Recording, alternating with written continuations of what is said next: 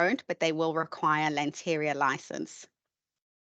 Yeah, right. So they won't, only if they're not accessing the system. So you can use it as a database, but they will require a Lanteria license for that. So licensing is based on number of users accessing the system, not based on number of employees. No, that's not right. The license for Lanteria is separate, basically. Sorry, I didn't mean to interrupt, Kirsty. Go for it. Oh, no, that's fine. Yep. So the licensing for Lanteria is number of users utilizing, well, number of users on the system. The Office 365 accounts are for active users utilizing the system. So that means like you can have 1,000 employees, but only for 400 minutes access. They're literally just two separate things. Just separate them in your mind. So Lanteria has a licensing model. The model is if you're an active employee, you are a licensed employee. So the only ones who aren't licensed are the terminated staff, basically. Okay. That makes sense. Okay. Yeah. So an active database entry. Use it or not, you still have access. Yep. That's right. Cool. Thanks. Yeah. We have quite a lot of clients who use it for, say, managing volunteers majority-wise, like they manage the employee profile or the digital profile of a staff member, but they don't actually allow them access to Lanteria. So that comes up a lot. I think they're our 2 extra peoples that we were after, yeah? The Swasti and Christina. We've got our full cohort. Yep. Yeah. Sort of. Hi, guys. Yep. Sort of. What does that mean? You've only got the half brain on today, or that's all right? No, I was just looking at Tina's screens. Gotcha. All right. She's there. Well, thanks for that update, Kirsty.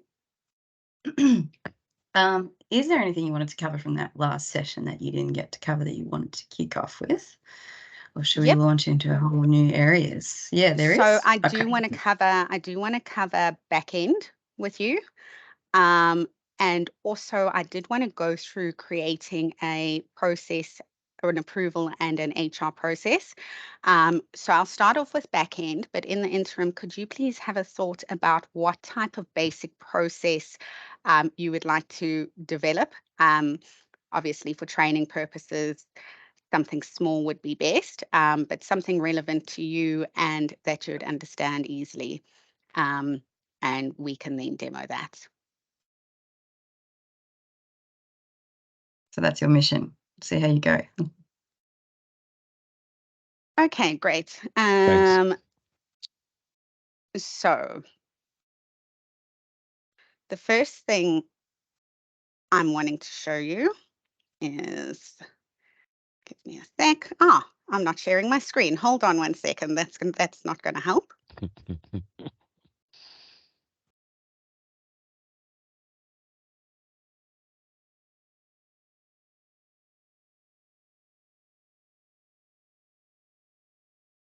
We can see a very cute little person.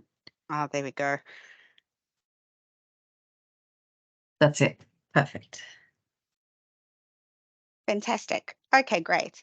So the first thing I want to go through with you is list management or list creation. So we'll have a look at the back end of Lanteria. So as you know, it's very similar to the back end of SharePoint and utilizes a lot of the same functionality. Now, if we go into settings, other settings, and site contents, you will be able to view the back end. And this contains all the lists, libraries, and other apps. And all the lists that comprise or that Lanteria comprise of. So our employment data is here, our employment history is here, any benefits. So I'll do a quick stroll through so you can have a look. Captures annual leave, bank details. Now, a lot of these are out of the box Lanteria, and some are also custom. And as I showed you in the previous session, we stored our data dictionaries. And this is where you can manage everything more as a super user. Okay, so the most common list we use is the employees list. So I'm just going to Control F. As you can see, it's quite big. Now, just to run you through the two predominant types of lists you'll be using is obviously the lists, and the second is the document libraries. So let's go into the employees list. Okay. And this comprises of all the details that are held on the employee. And it's often, although we've got a fantastic report center, sometimes when you're bulk managing data or doing uploads, it's easier to manage it from here. Also, if you want to have a quick view on different categories. So as you can see, by ABC is all employees listed in alphabetical order with their base information. A few of the ones we've got in here is addresses, anniversaries, by job role, by leave allowance, by location, by modified, by org unit, etc. And I will go into these and show you a little more detail. So firstly, much like an Excel spreadsheet, you can always filter from here. We have the search button here if you're looking for a particular employee. Okay, you can use any of these as filters. So if we wanted to look at active employees, that show us that, or perhaps just full-time.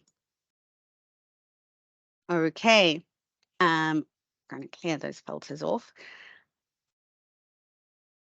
Now, these all comprise of different lists. So I'm going to show you what these lists look like, and we can create a new view. So if I go into List, Create View,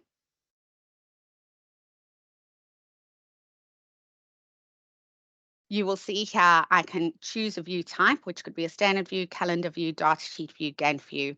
Alternatively, I could start from an existing view. So I'm going to use a data sheet view for the purpose of this.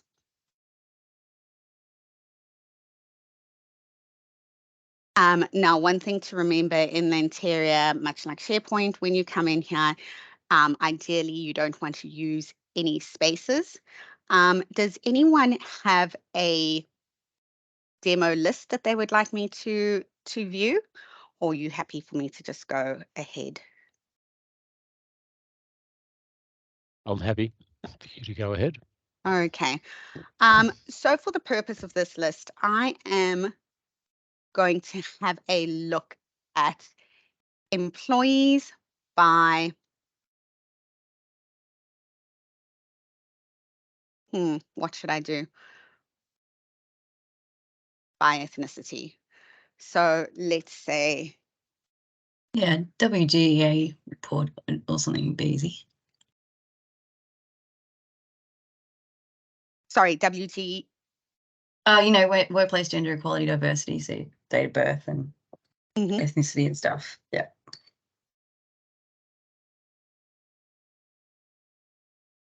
Okay. A sec. Okay, so as you can see, it's already auto-selected some of the most common used columns. Now, below here is a list of all the columns that comprise of the employee card.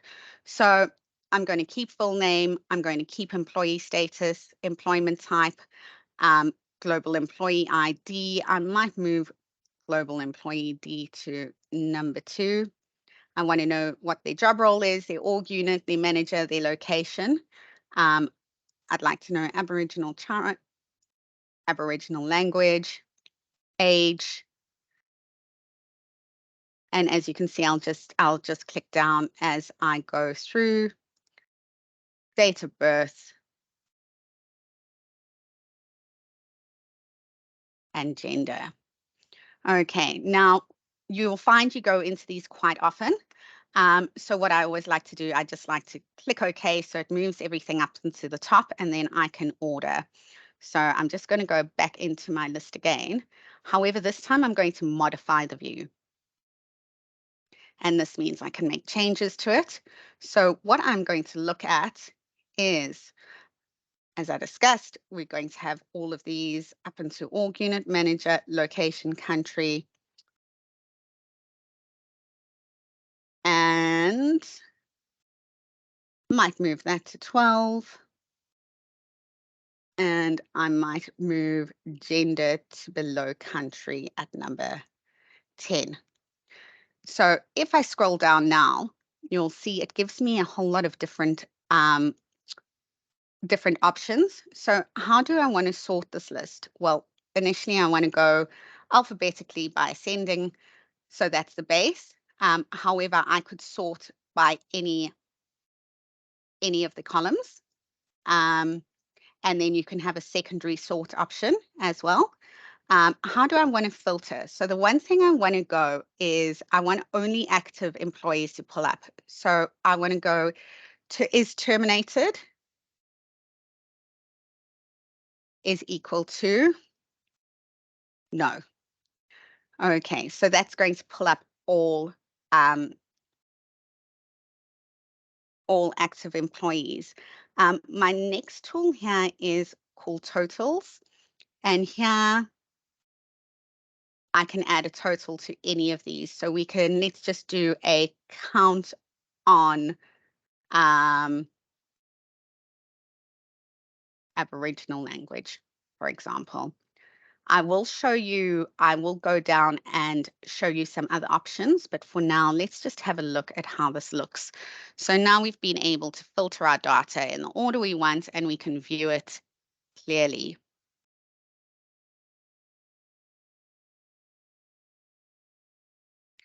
And it hasn't sorted because I didn't give it a criteria. So I'm going to go in again, and as you can see, I can also come in here to modify this view. And now I'm just going to go ascending by full name.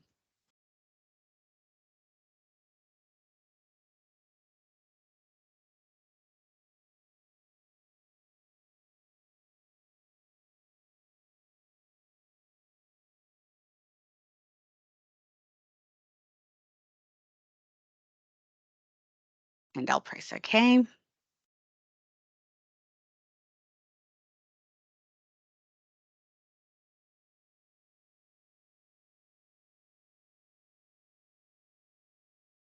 And now it gives me an easier way to filter, look through my information, and assess. I can also then export this list to Excel if I need to work on the data.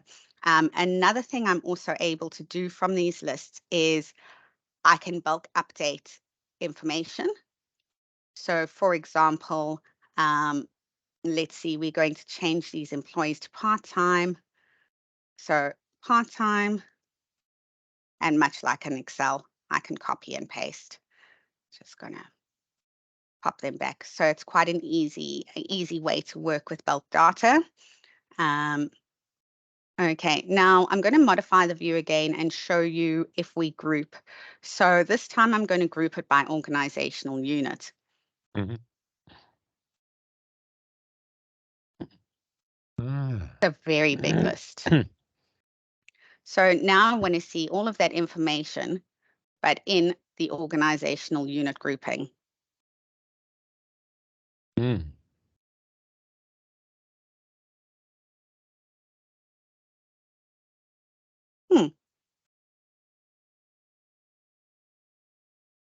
Apologies, that's because I've done it in a standard view. So let's look at something else. I'll go back into another list.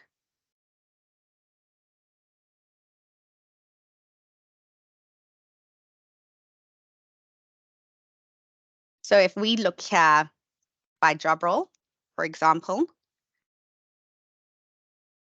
you can see that all of these have been filtered. So I can see everyone in the accounts payable, every accounts payable officer. every accounts receivable officer. Now, the problem with this is you'll notice when it is grouped, I can't come in and edit. And I do need to edit the item from here. So I'm not able to do that bulk functionality.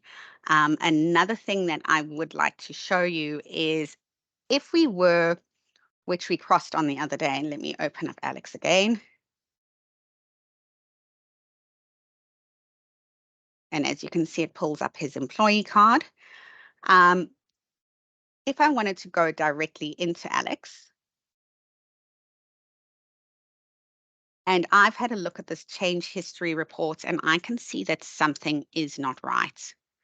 I can see that Janine changed his employment date to the 5th of the 4th, 2014, and his date of birth, and his employment month to April, and that is not correct. I can revert that back with versioning. So I can come back in here and look at Alex and go to the version history.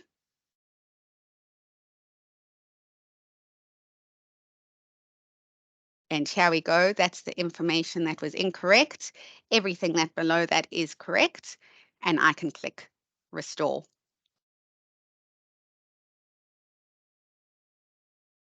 And that will take me back. And if I've done it incorrectly again, I can restore that as well. So that's a really good housekeeping tip. Now, just to show you this list view, in order to get there, we'll go to modify this view. That grouping was missing in my previous one. However, we'll just scroll down here.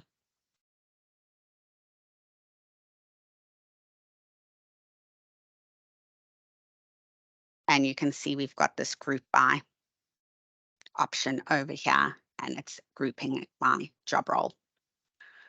Okay. And now,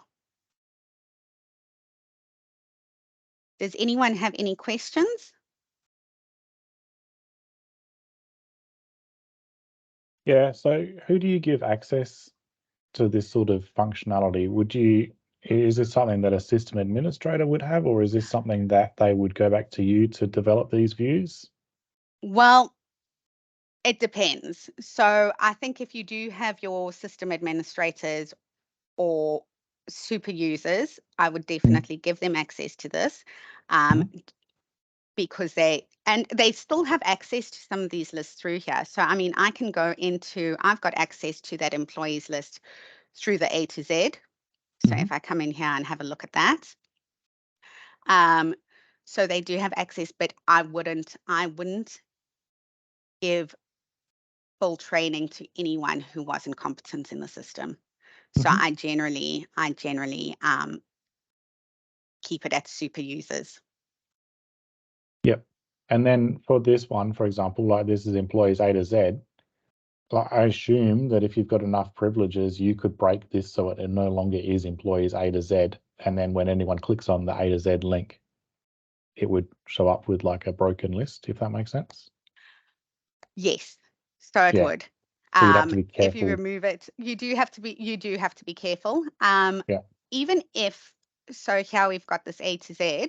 This is actually just going to link you to this list, and you'll be able to see. But however, if they do remove any functionality, that will cause some issues. So you do have to have competent users using this. Sorry, and I did forget to tell you something else. So I'm just going to go back into the modify view. Now you also, when creating a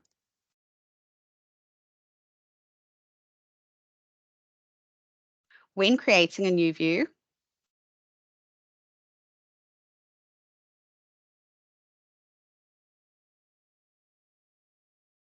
you also have this option. You have the option to make this the default view, as well as create a personal view. So on your system alone, if you're working on certain sets of data, you can create a personal view. Anything that's created as a public view, anyone with access to the site will be able to view.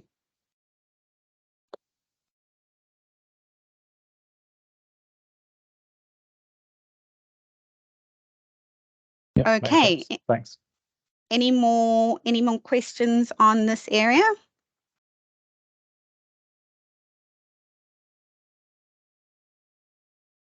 Okay.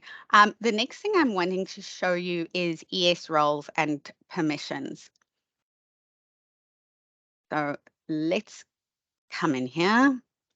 And I'm going to go to site settings.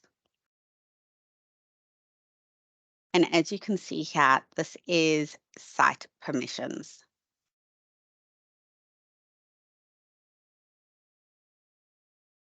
And this gives us access to all of the different roles within Lanteria. So I did cover this briefly the other day.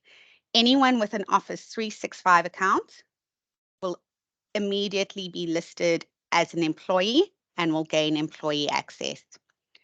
If that employee has anyone reporting to them, they will automatically be created as a manager.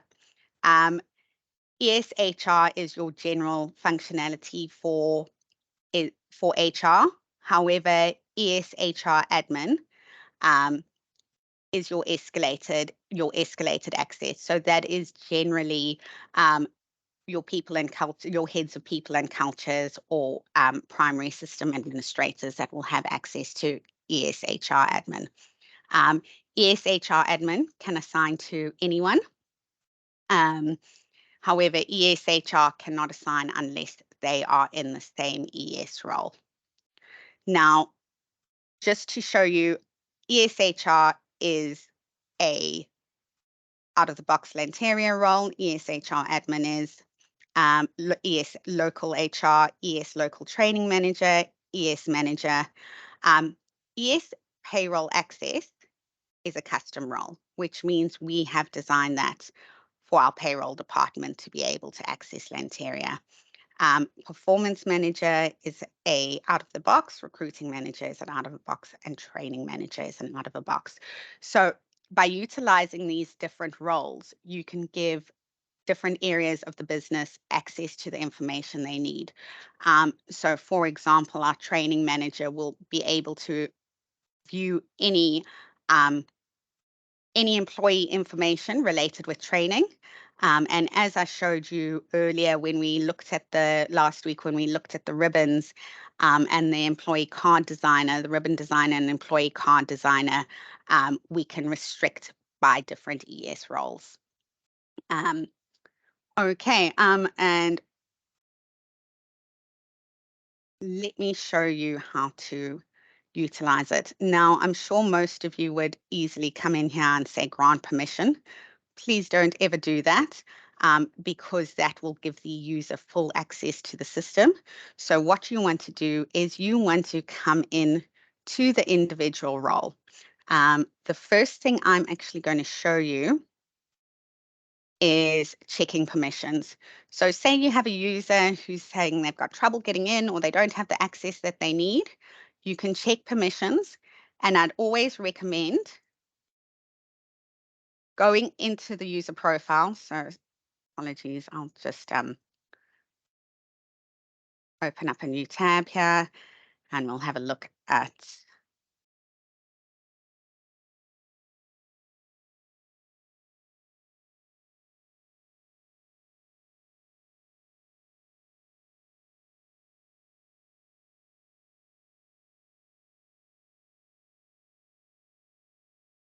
because any variations or variances can cause an issue when logging in. So I want to make sure here I have the correct email address, which is that. I'm going to copy and always copy and paste. So I want to have a look at what access I have.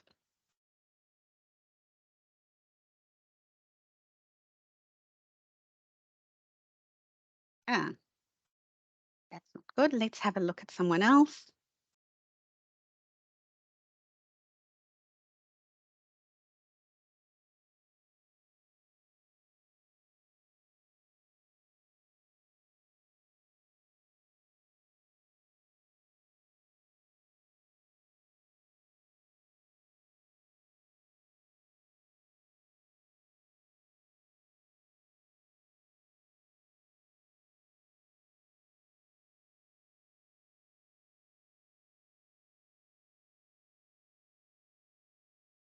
It's just messing with you, really. Try clicking It on is. it when the little red line pops up. Let me just try that again.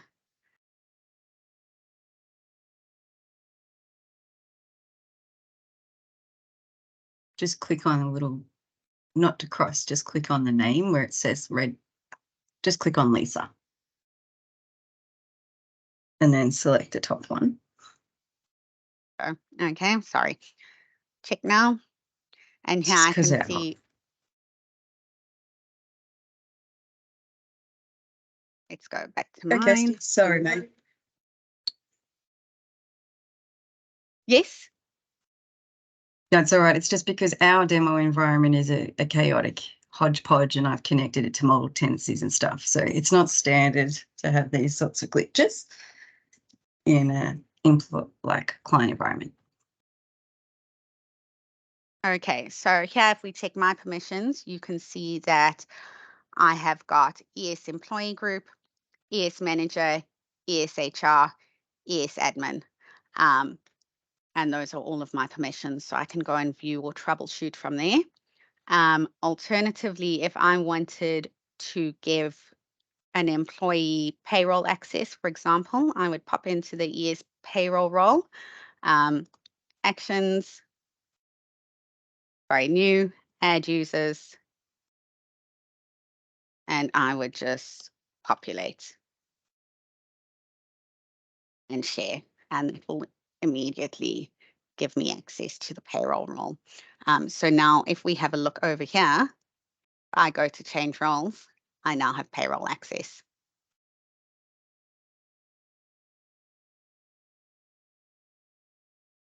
Okay, any questions in regards to roles and access and permissions? Did you just give these guys a couple of like where we've implemented it? You've obviously got payroll access and you explained why. I was just thinking of other groups that we make all the time. Yes, okay, so Come up a lot. some common groups is generally an ICT group where they would update any Microsoft Office credentials or work email notifications. They also may need access to certain information, or we may have an HR process which links to them ordering any equipment, etc. Payroll is obviously the most common one. Procurement is another very common one.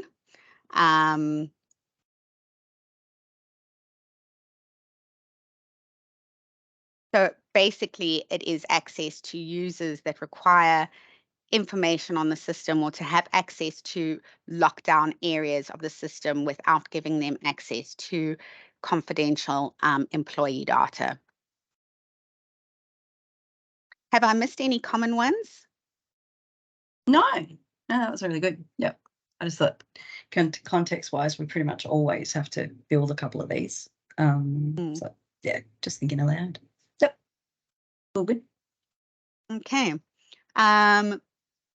Okay, so the next thing I wanted to show you was content types.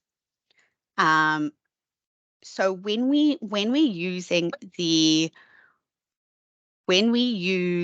the documents library, for example, we can capture a whole lot of metadata on those content types. So we also manage that here through the site settings. And any of you that are familiar, this is how we restrict the document access. We can add the expiry dates and track everything by setting up different content types on the most commonly used documents. We can then also always report on the metadata that we've captured with these content types. Okay, and then finally, I wanted to go through form creation with you.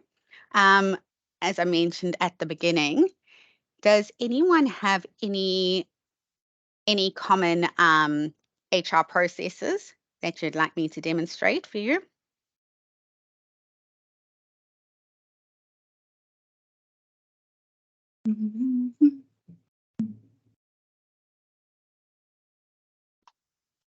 Their brains are breaking at the moment, it sounds like. Go, Stuart. Oh, how's just one person signs on, sending a email off to ICT for computer hardware? Okay, yep, fantastic. That's actually a very good one. Okay, so what we're wanting to do, have a think. So let's see, ICT request form. So let's go and we will start off by getting a template in here. So we're going to go to configuration.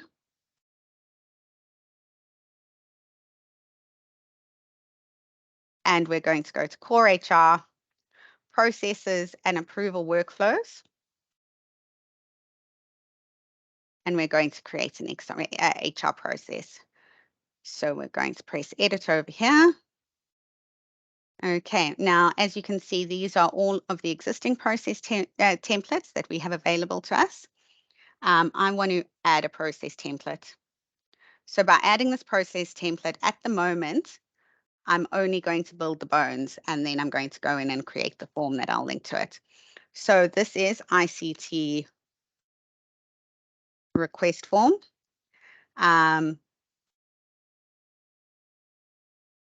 Just going to put a test next to that.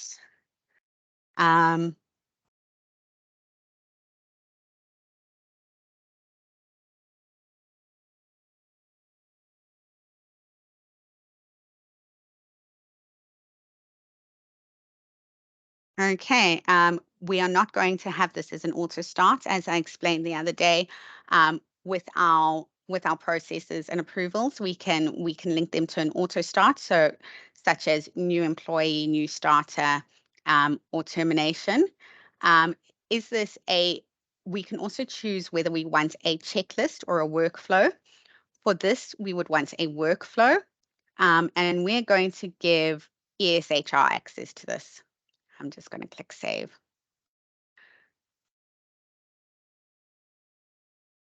Okay, so what is our basic workflow? So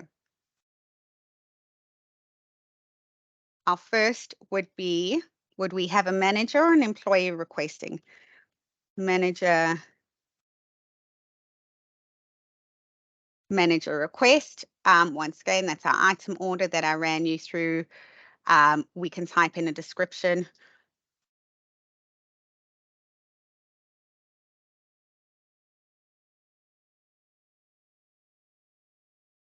Okay, and what do we want?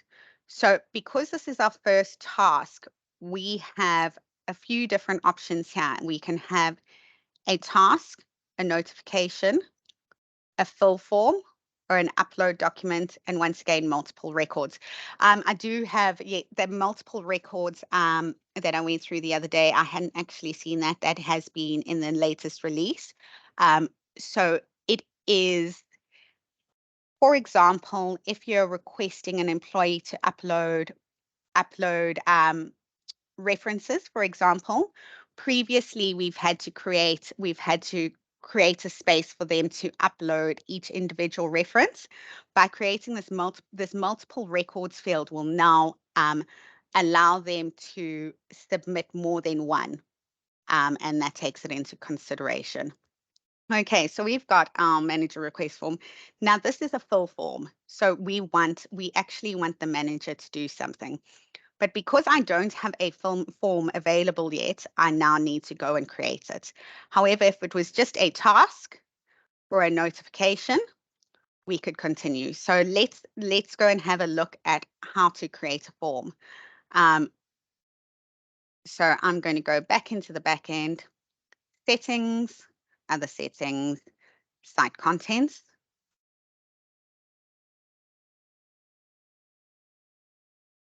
And now I need access to a list to create this form. So I'm going to come in here and I'm going to go add an app.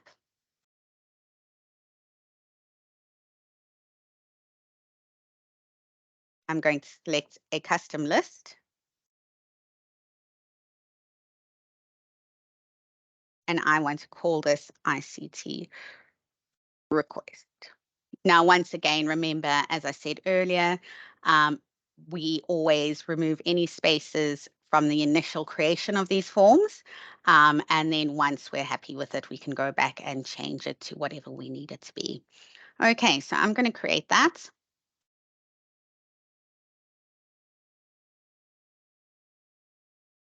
Just going to find it. So as I said, this is very big, so you always just want to do a Control F for what you're looking for. Also, if you, in the instance, you couldn't remember what you named it, you could also search perhaps minutes and see what was modified. So there we can see our process template was modified. I did that.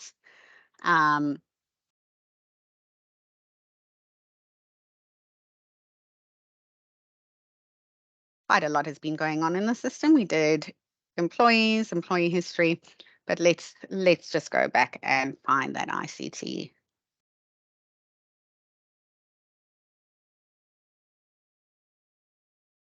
There we go, ICT request.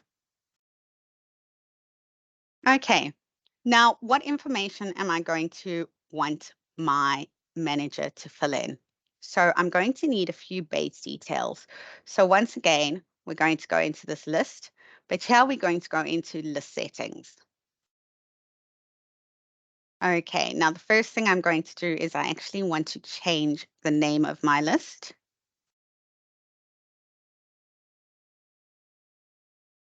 To ICT request form. And I do have the option to put in a description there. And then I want to see what information I need. So the base information for any of these is we like to not have to fill as much information as possible. So we're going to get the system to do lookups for us. Now, there is a very nice little guide in the help guide. And especially with a few of these columns, Lanteria has quite strict naming conventions on how to get them up and running. So I've just opened this up for you to have a look at. And here we go. So this is available to you on the Lanteria help site. So as you can see, you can have data in your custom list that is automatically populated, which is what we want. So to populate an employee's full name, create a column with a title, employee title with single line of text. The same for employee first name, employee last name. We're going to use a lookup for organizational users by typing in employee department. And as I said, you can come in and have a look here. So let's create the list with those base credentials. So to save time, I'm just going to copy from here. So create column.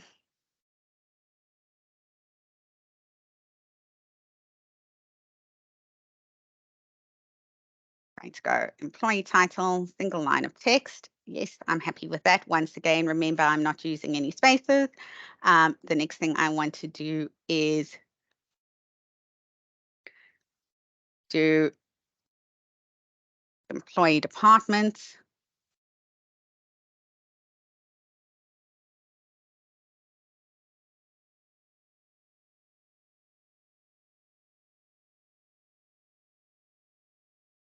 And I'm going to do that as a lookup. So as you can see, I'm not sure how familiar you are with SharePoint, but these are our general options for creating any backend list: single line of text, multiple line of text, choice, number, currency, date and time, lookup, yes, no, personal group, hyperlink or picture. I am going to add a picker into here just to demonstrate it for you, but it wouldn't really be relevant in this type of list. But let's go from here. Because I've done a lookup.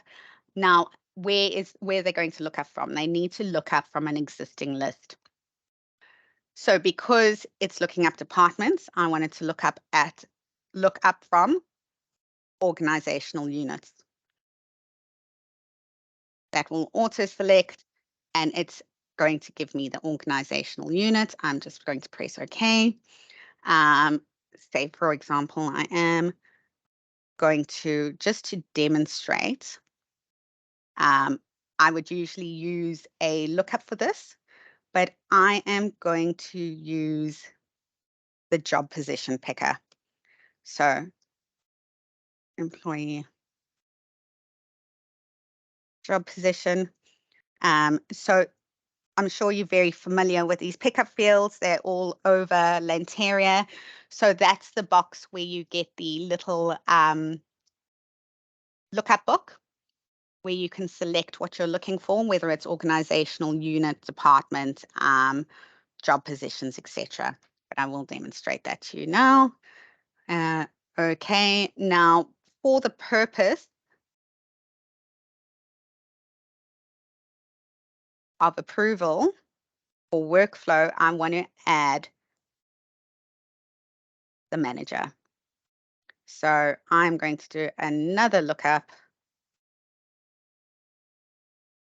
and I'm going to look employee manager, and I am going to look on the employee card for this piece of information.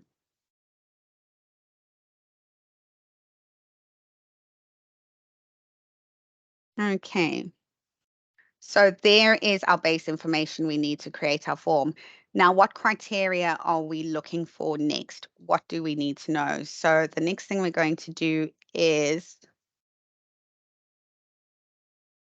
system access, and I'm going to use a choice field for this. Now, as you can see, if I scroll down, I've got the option to enter different choices. So when doing this, depending on what I use, so I can use drop-down menu, radio buttons, or checkboxes. Because it's a system request and they can have multiple selections, I'm going to use a checkbox for this example, but I will also, maybe I won't. I'll use a drop-down menu to show you, and for the next one, I'll do a checkbox.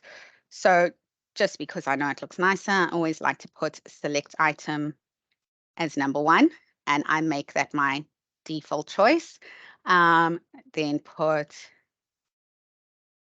Microsoft 365, Lanteria, and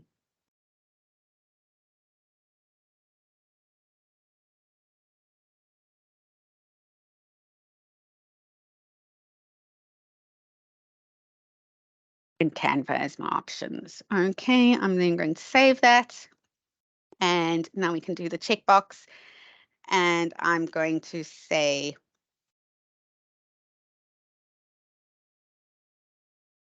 create column. And once again, I'm going to use a choice field.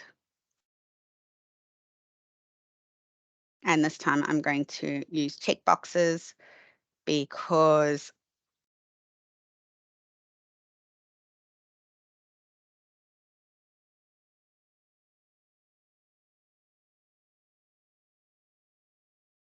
and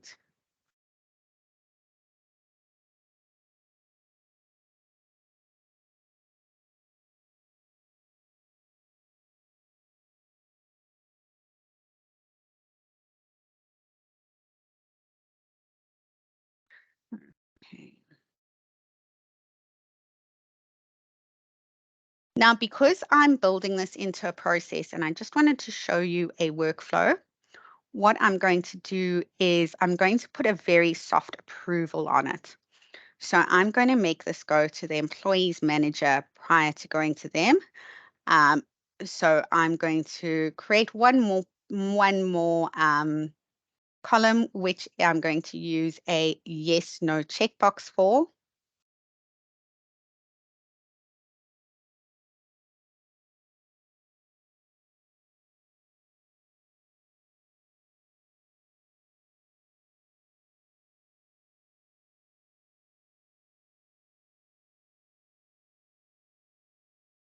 Okay, and I want it to default to no. Okay. And finally, my last column, I'm going to do a multiple lines of text.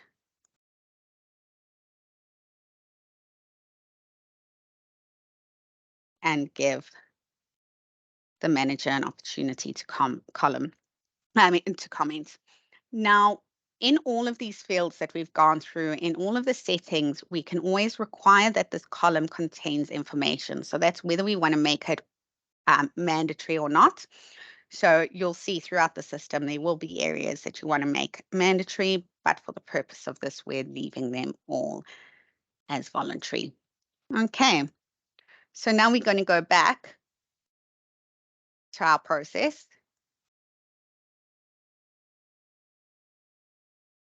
And we're now, unfortunately, I will have to just start this little bit again because I need to refresh, and that is going to take me out of there. So we're going to go core HR, processes, approvals, and workflows, HR processes.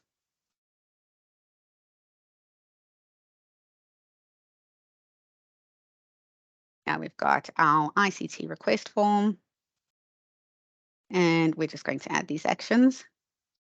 So let's start.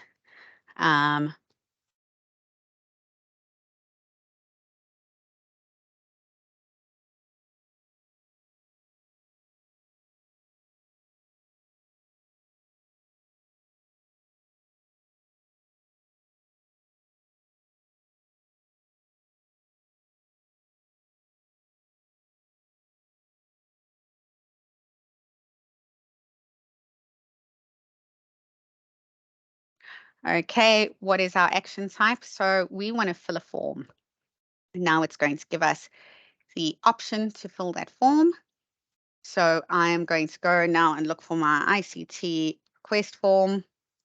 Here we go. Now it's going to give me my fields. Because I am the employee, I want the following information to pull up for me.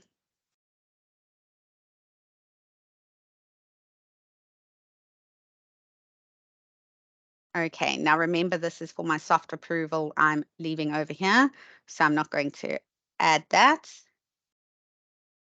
Apologies. So I actually want this as this is my read-only field. So I only want the information that's going to be auto-populated, which was, sorry, this up to manager is my read-only. And then the areas that I'm allowed to edit are going to be equipment request and system access. Just going to add those on there. Create one process per form. Yes, otherwise it's going to create multiple forms and we want it to only create one process. Responsible role. So we're going to keep this as an employee request and press save. Now, next, I'm going to send it to my manager.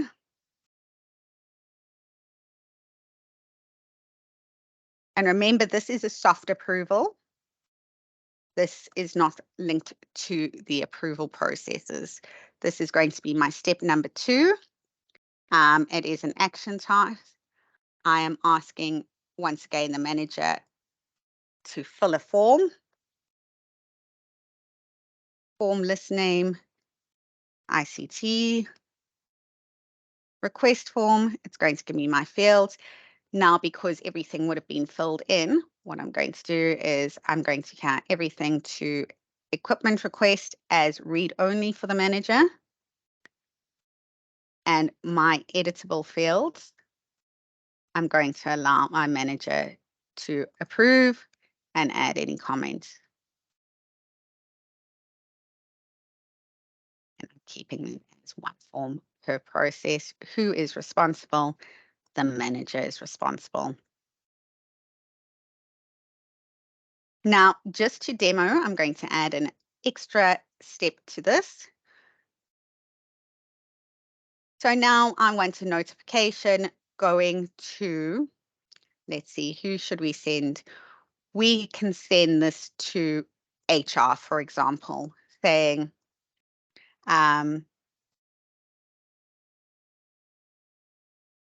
ICT request. They will get an email notification saying,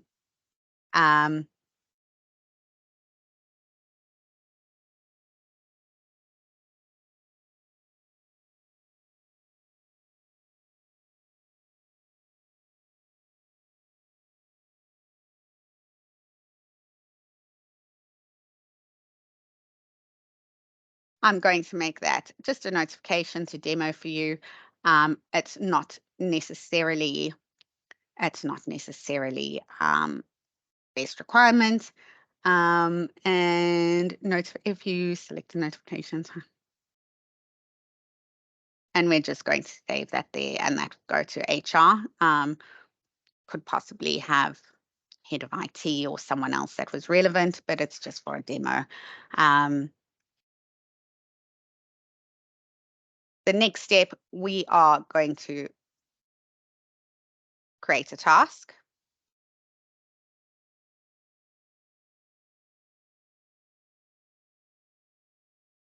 For ICT to action this request. This is going to be our third. Where did my last task go? Our third task. And it's just a task. And who is responsible? Working group. Who is our working group? If we had a working group called ICT, but I'll just pop it there for payroll for now. But generally, you would have had that ICT working group in there.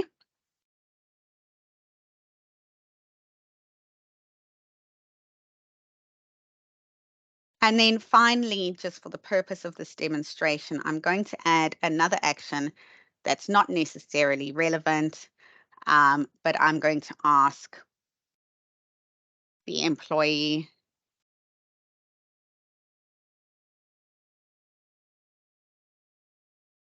to upload.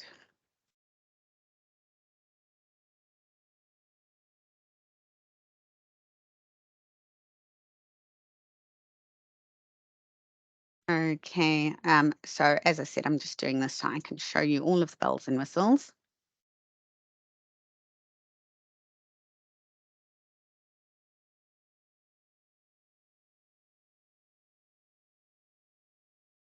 Okay, so because I've asked for an upload form, where am I wanting it to go? So I can request it goes to any of the different document libraries. For the purpose of this, I just wanted to go into the employee documents. And responsible is employee. Going to press save. Okay, and now we have our full process. Employee request, I've just got to change this ICT request notification. So we can put that at number 3. So as I mentioned before, we have a series of buckets. So only once. So to explain, only once the employee request for ICT has been sent will the manager get the approval. Only once the manager has approved will ICT the request notification go to payroll in this case, even though that's not accurate, or our ICT team, and ICT to action the request. And then once that is done, the employee can upload confirmation that this has been processed. So let's go in and have a look at what this looks like.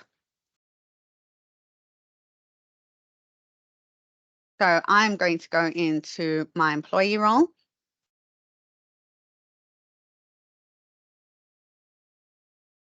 And I am going to go into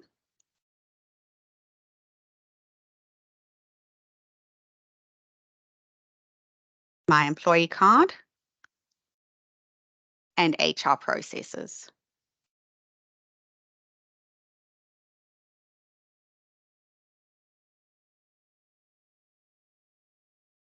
So here I can choose, well, what am I wanting to do?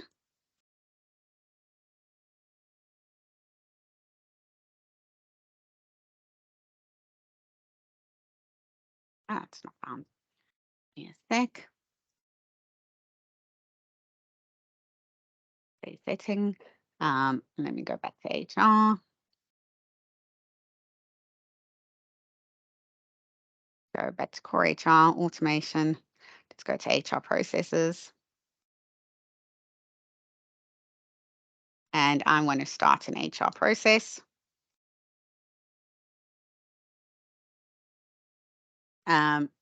And my process is ICT. I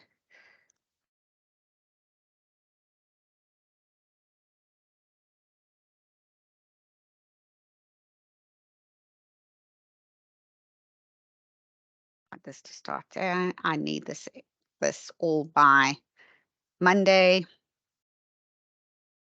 That's not right. Monday the 4th. And I'm creating for an employee. Now, because I'm doing this as an HR user, I'm initiating who the employee is, and I'll say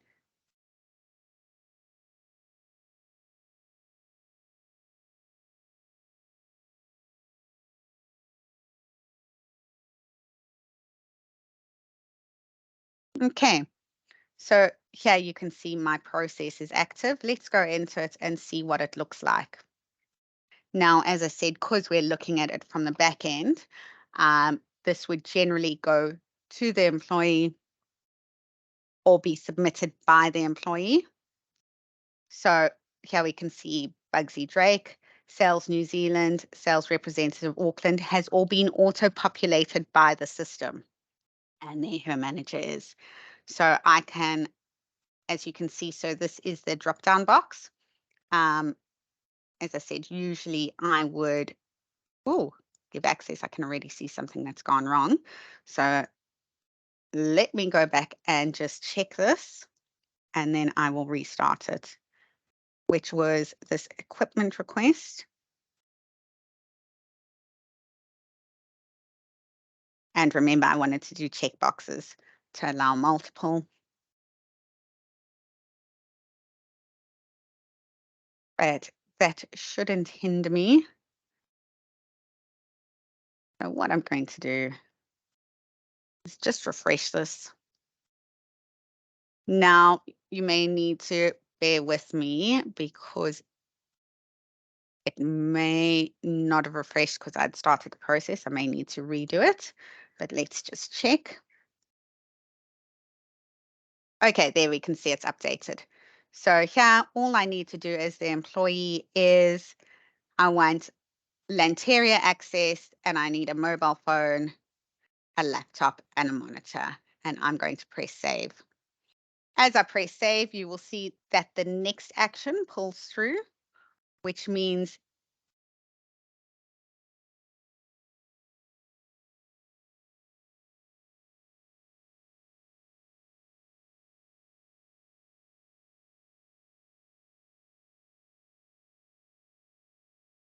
and we can test this from my side because I am actually that employee's manager. So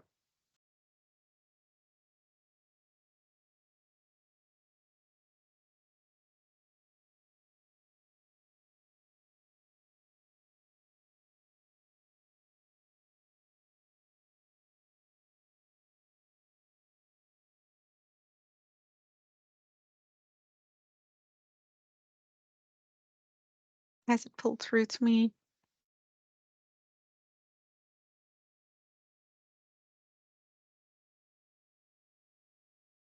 Apologies. Let's go back into the back end.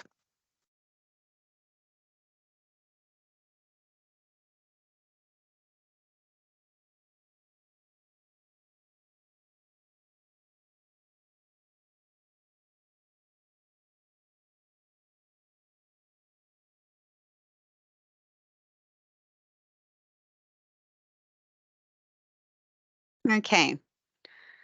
So back into the request, I can see it was started for Bugsy Break. Now there is a new full form. Do you know what I did? I pressed saved instead of completing the form, and that's why the notification didn't come through. So there we go. I've caught myself. So we're going to complete that.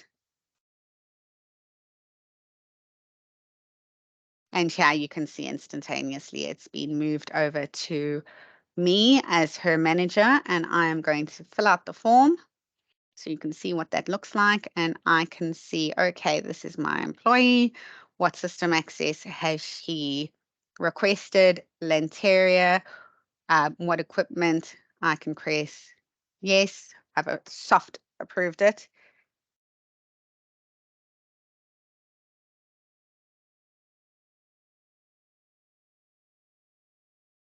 And I'm going to complete it this time instead of pressing save.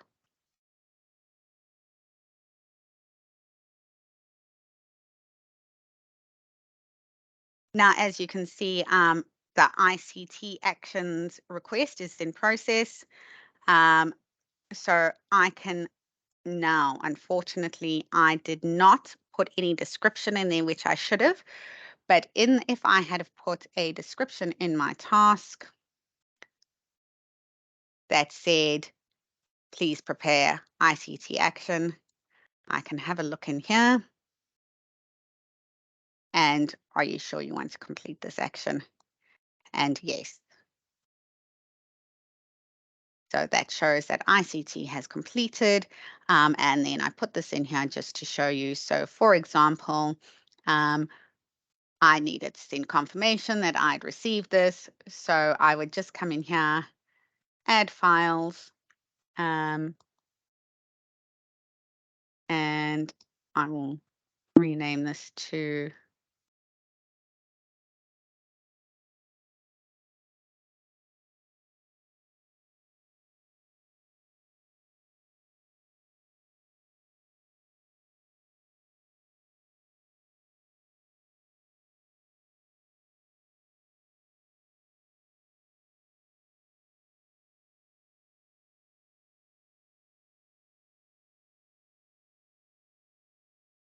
Circle of Death.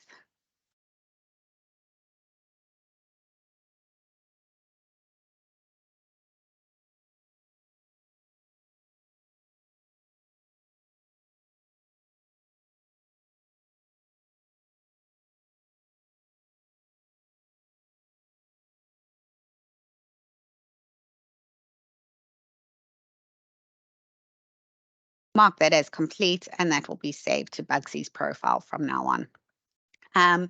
So that is an example of a very basic HR process and how it works. As I said, we could have simplified that very, very much. However, for the purpose of this project, I just did want to show you all of the different options. Does anyone have any questions?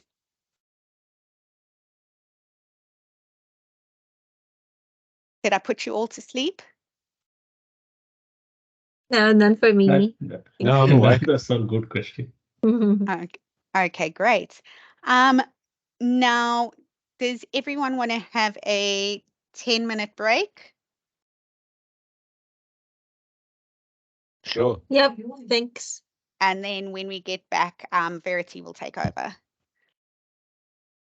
Okay, thanks, Okay. Christy. No Thanks, worries. Kirsty. Bye. Thank you. Right. See ya. Bye. Bye. Bye.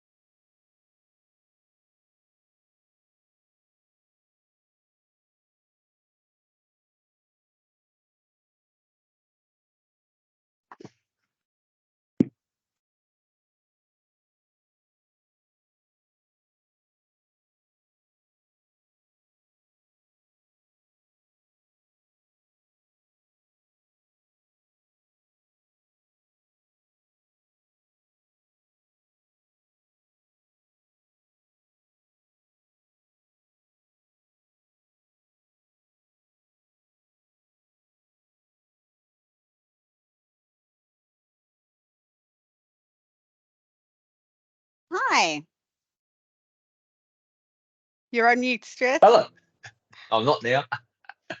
I just flick back the screen and there's this big face in front of me. Oh no. So everyone, oh, we came back a little earlier. Wait for everyone else. How's Tassie today? Looks like a beautiful day. I'm back. Thank you. Yes, no, it's quite nice. It's just started getting pretty windy this afternoon, unfortunately. Well, we, for the first time, have had decent weather. It's been over a year since I feel like I've seen the sun.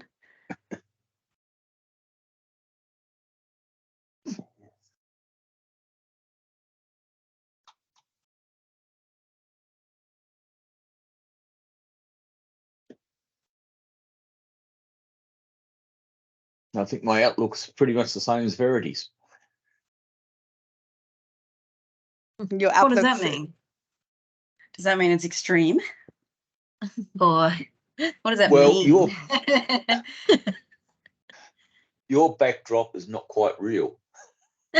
Ah, Mine is. I thought you said outlook. I was like, I thought we were email challenges, but background challenges. Yeah. Not that outlook. No, the visual one. Indeed, yeah. I quite like it. In that it's real but not real at the same time. Yours, I mean, a little Yeah. bit special.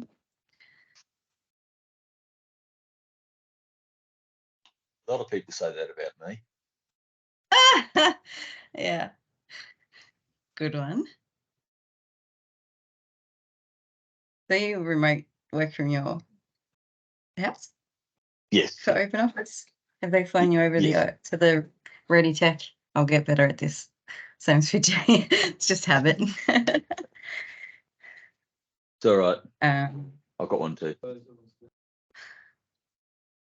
I haven't been there since the Ready Tech bought them out. So it's been a little while now. No, well, I only started this year, so it's always been Ready Tech for me.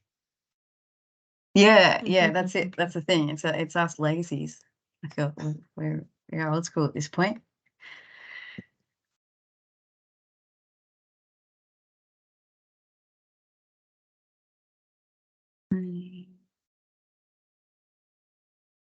Okay, is everyone back?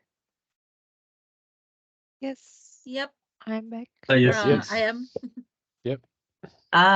We might have all been there for a little while. It's hard to tell. So we got a Darren, I think it's the only one. Did you say yes? I'm here. I've just been Alright. listening to. I never actually went, so You never left. Okay, cool. All right. Well, I'll fire away.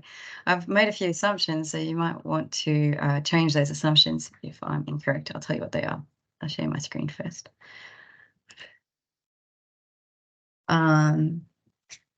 So assumptions. I'm assuming that you're not going to be using the time attendance via Lanteria, that you'd always be plugging this into your payroll system, which manages time attendance.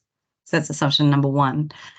Actually, when I was doing demonstrations with Ready Tech, I just hid that whole module from all users. Same for compensation, although you can actually store these independently. They are independent in every way to your payroll system, so they could be utilized in other ways. That's often an area that we didn't dive into with the demos. So I'm happy to explore that if you're interested, but I assumed at this point, no. I'll do it at the end if you're interested.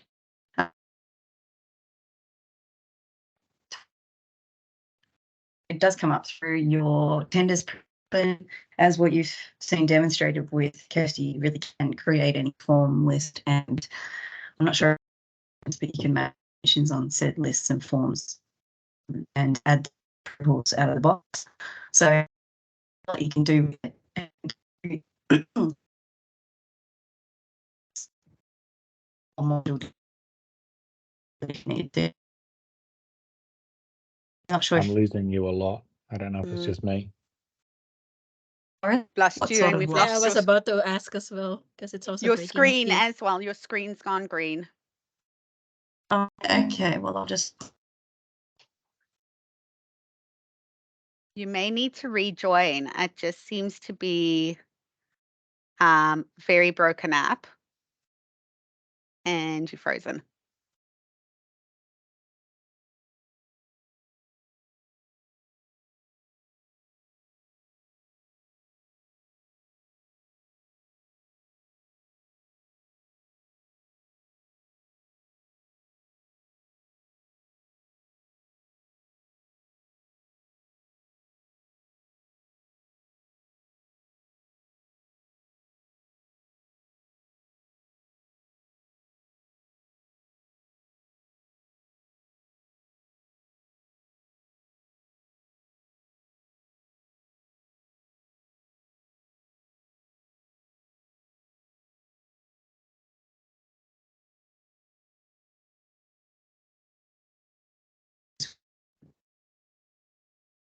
Stuff that went down last night, so it's a bit out of my control. So let's see how it goes.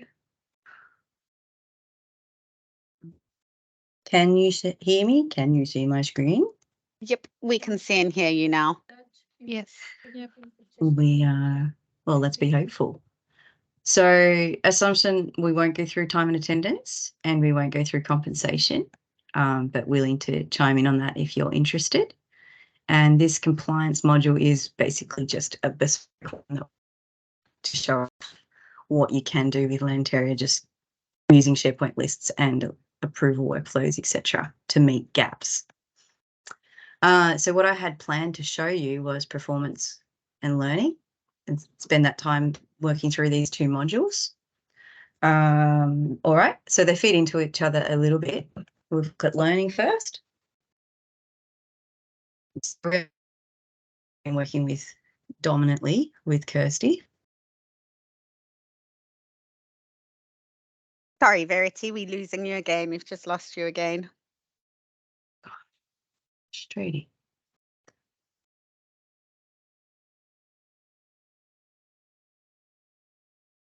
What am I going to do?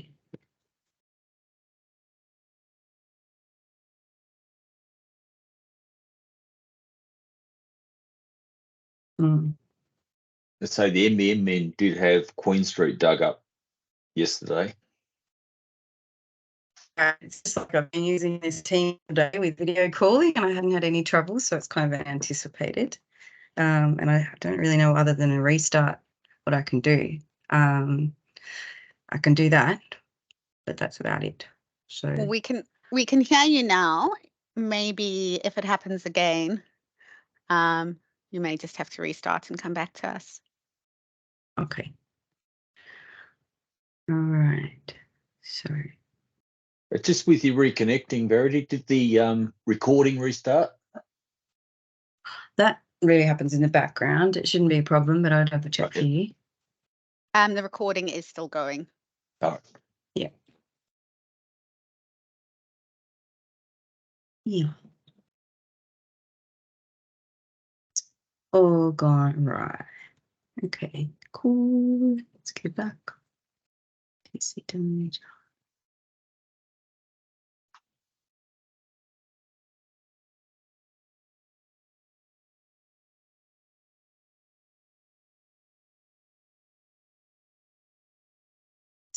Top.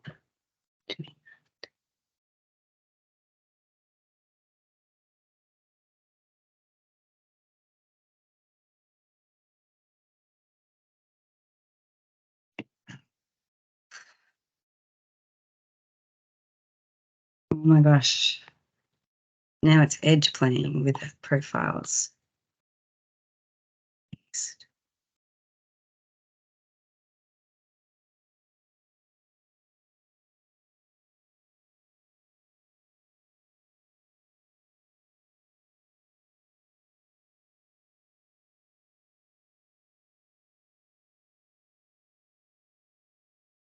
Verity, do you want to restart? I will, because now edges won't even let me open it. So it's probably computer error. Sorry, guys. Is there anything you would like me to demonstrate in the interim that I could possibly cover for you? Only if you haven't done the report centre. That was the only one. No, we've done the report centre. Yeah. No, sorry about that. I'll just have to, shouldn't take too long. It's just how it is. Sorry. No worries. See you in a minute.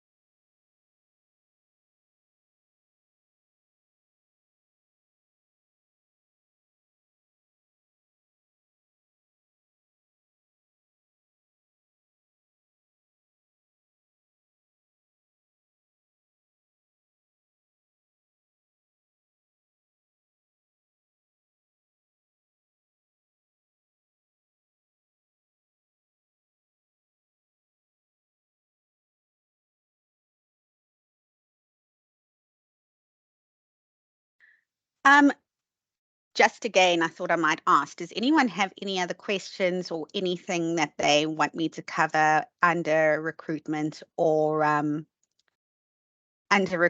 core HR?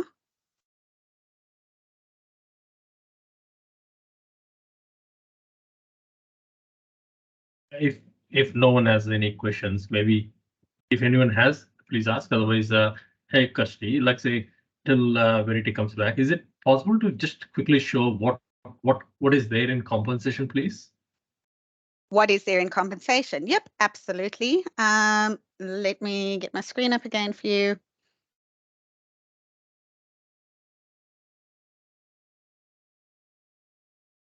Too many browsers open. Okay.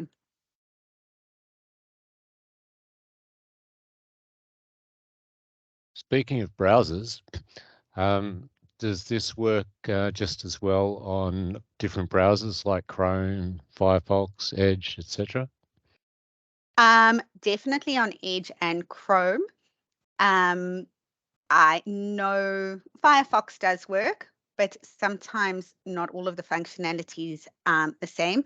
However, if there's any script, so for example, there are areas that we can remove, such as, for example, the codes on the job opening form. But that does vary on the browser you're using. So sometimes in relation to the scripts, there may be a difference.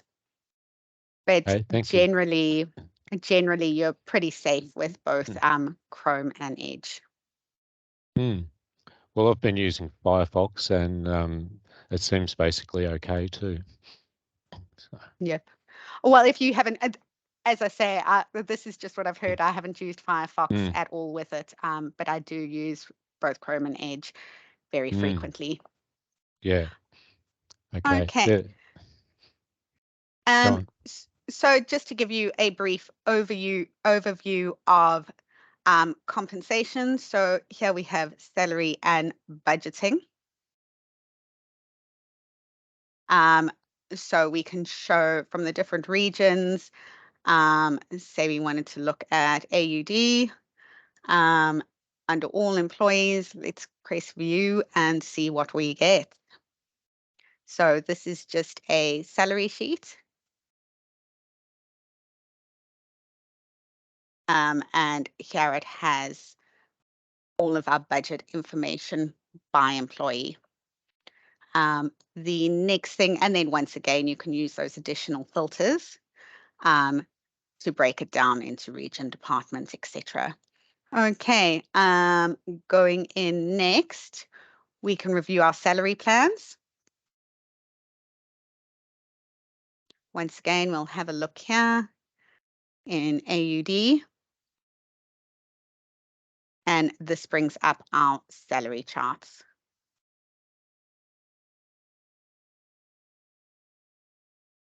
Okay.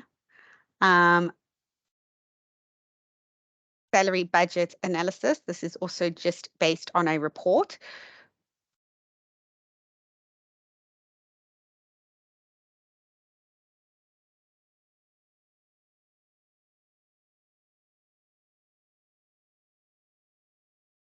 And here you can see the budget for budget, actual, and difference.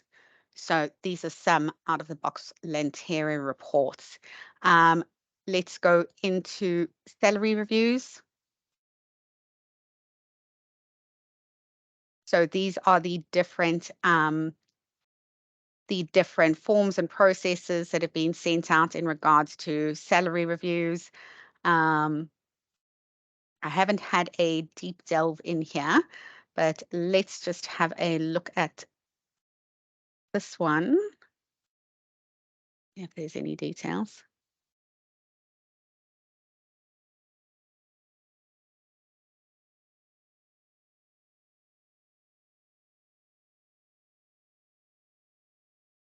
And that takes us to a salary review dashboard. Here we can view bonus sheets and the bonus reports, employee benefits,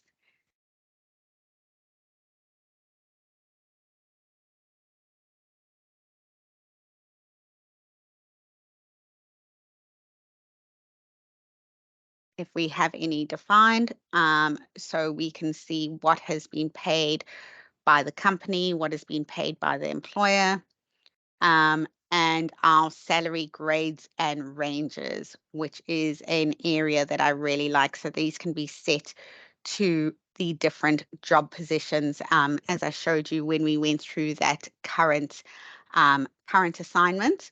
Because we had salary ranges set, we were then able to go in and it suggested the salary for that role.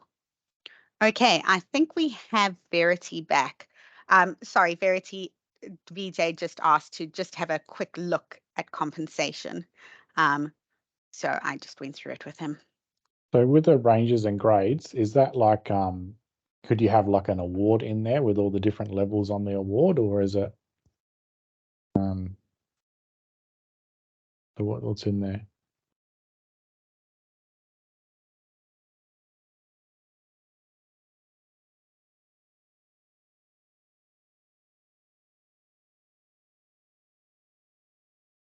That is a good question. I might leave that one for Verity, if that's okay. Yep. Great. Verity, are you back? I see your face. Yeah, we'll see. I don't know. I've got a lot of Microsoft issues at the moment, so I will just have to. I'd like to try, and if it fails, we'll reschedule. And just literally, all right.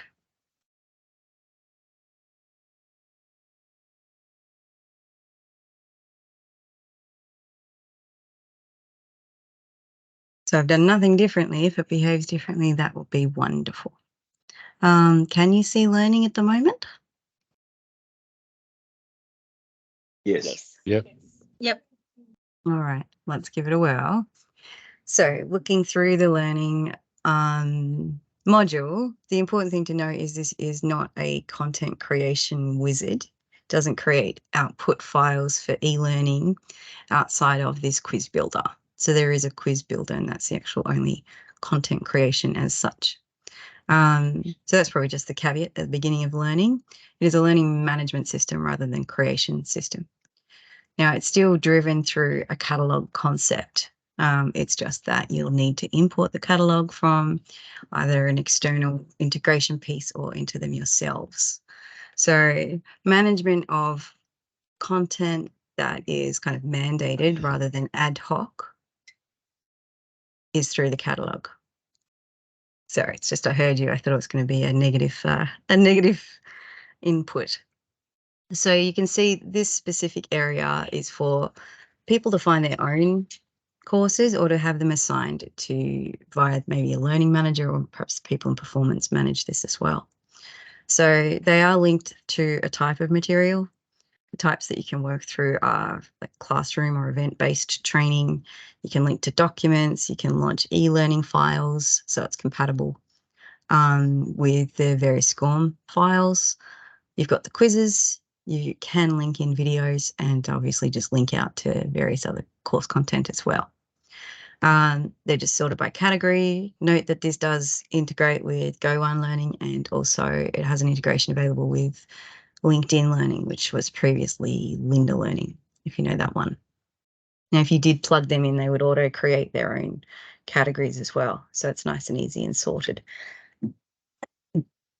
Now you can also link them through with job roles so they can look for their own content, and you can link them with competencies. Typical. Typically.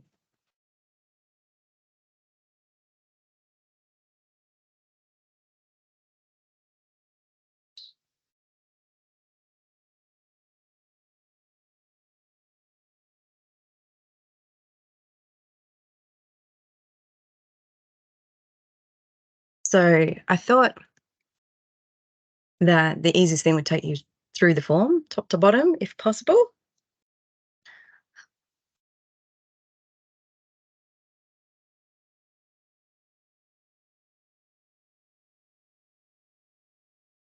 So we haven't got specific scenarios for us, but the ones we come a lot are the policies and procedures, perhaps, that you work with.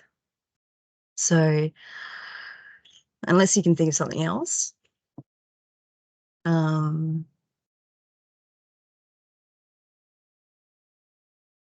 yeah, unless you can think of something else. So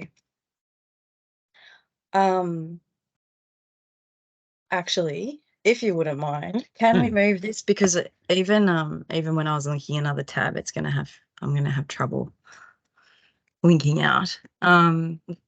Perhaps I just got to be phased. So we'll just say policy for WHS. You actually just select what type of content it is and the category it slots into. So that's all pretty logical. When it's not active anymore, you can deselect it. You pretty much don't delete things in Lanteria because of historical recording purposes. You put in a description of the content so you can see that shows up behind, and it's also searchable content so they can do keyword searching. Now, you manage things via all of these little buttons are very, very important. So whether you want an approval on your learning, that's the request required. You've got an event required. So that's whether you actually need to have a date-based timed event. So, you know, on Tuesday, we're going to hold a first aid course. You've got the option of making these mandatory to staff. And that means that you can track it. So you've got missing mandatory training. That could be, again, first aid's an easy one. It's mandatory in this role that you have a first aid certificate. And you link that through to the type of role. So these two, the mandatory tick box and the job role section, are linked intrinsically. Now, if I select job roles but don't select that it's mandatory, that means that they could search by their job role and find applicable courses, but basically they're not mandated, but they're useful. And it links to all the way at the bottom of this form. There's the option of just showing everything, all of these to all staff. You're actually pretty selective with that. You probably don't want all staff on all things. So this job role picker becomes really, really useful for actually filtering content before people even see it. That's its other purpose. Now, learning groups sit here and are kind of, the purpose of them is really just to cover all of the disparate things that aren't covered by job roles. So ones we come across a lot are little committees, internal committees. Workplace health and safety is a classic one. Fire warden is another one I come across a lot as well. So anyway, that they're maybe applicable to those staff, but we also use that for assigning them as well.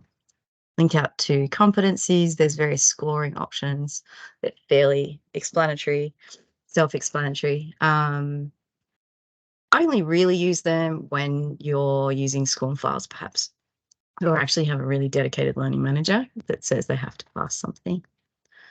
So there's various other elements you can add. So if you had a training activity and you wanted to record how long people had attended things for, then you can say this training goes for X amount of hours, and that will get added to their grade book. You've got objectives, required scores. This is where you actually link the training. So if you have a SCORM file, you can actually just attach it as a new e-learning. You've got a library sitting in the background of everything you've ever loaded. So you might link out to something else. You can actually only use one at a time. So you can't have a link to an external training and also a SCORM file, but you can have one or the other. Associated cost. This is actually by person. So how many people went, it costs $600 per person. It'll give you a roll up of expenditure. There is a budgeting associated with training if you want to go down that path. There is a budgeting tool. You've got there's always currency. Remember, it's an international platform, although we usually work in AUD in New Zealand, of course, as well. You can have an automatically generated certificate on completion of a course. If you carefully manage it, you can also previously acknowledge training by the fact a certificate already exists. So that's really only comes into play when you're first implementing learning for new staff, because you've got to get those certificates in there before you use this setting. It's very important. You've got if you want to show that it would have a certificate but not actually generate one, you can do that as well. That's this little tick box. Now, because we have to do things one and then the other, so when I set up here, you have to have either a SCORM or a link, for example. You do want to utilize prerequisites as a method of enforcing the behavior of your staff. So they'd have to do, this course needs to be completed to do the next one. So pretty standard functionality. There is expiries. So if you have, especially with legislation and stuff that actually say this is legal till the end of 2025, so then this would automatically take it out of the catalogue. You've got a validity option, which is actually probably used the most out of any of the things I've showed you. So once I've completed this course, how long till I have to do it again? Comes up a lot, like acknowledging policies might need to be annual for some of your, well, maybe just for some policies in some councils.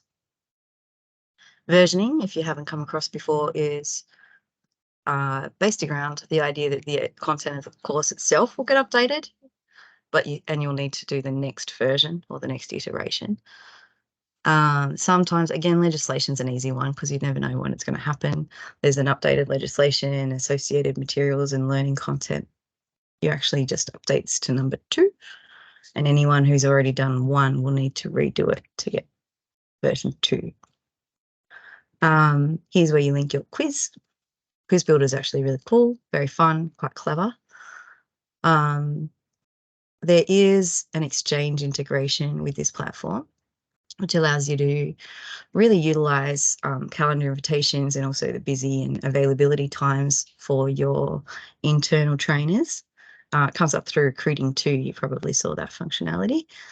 So you can enter these people and check their calendars, and they'll be sent invitations related to event courses, which we'll look at.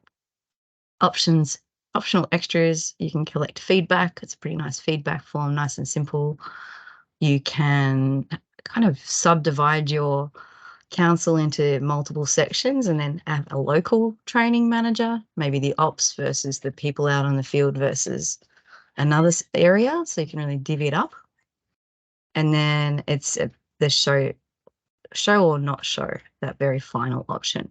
So it's a massive form with a lot of options inside it, but they all do make become basically every content. You need to make those decisions. So if we've integrated, the platform you're looking at is integrated with Go1, so they've been tagged against Go1 Learning. Just means that we can launch those courses. You can see if it's got an approval, it's got the send request. You can just add it. If it's just a free option, like go for it, go nuts. This interface and the behavior you just saw then is what behaves like for a standard person, not just an HR user. But a lot of the time employees will work from their development plan, which I'll show you next. So basically it's central to the learning platform, and it really is to manage all sorts of things. Now I think majority of the counsellors that I've worked with have really liked the event-based training a lot as well. So that's sending calendar invitations for various on-site activities. So through this mechanism, I'll also show you how to do a classroom training. Sorts of. Right. So if we look at dangerous goods handling as a concept, it's a course to provide intros to XYZ, and it's 2 4-hour training sessions. So hypothetically, we want to manage that. Under your learning, you have got a training calendar or scheduler. Now this does show previous years as well, but we're just going to start with a whole new platform. And we were going to do dangerous goods handling.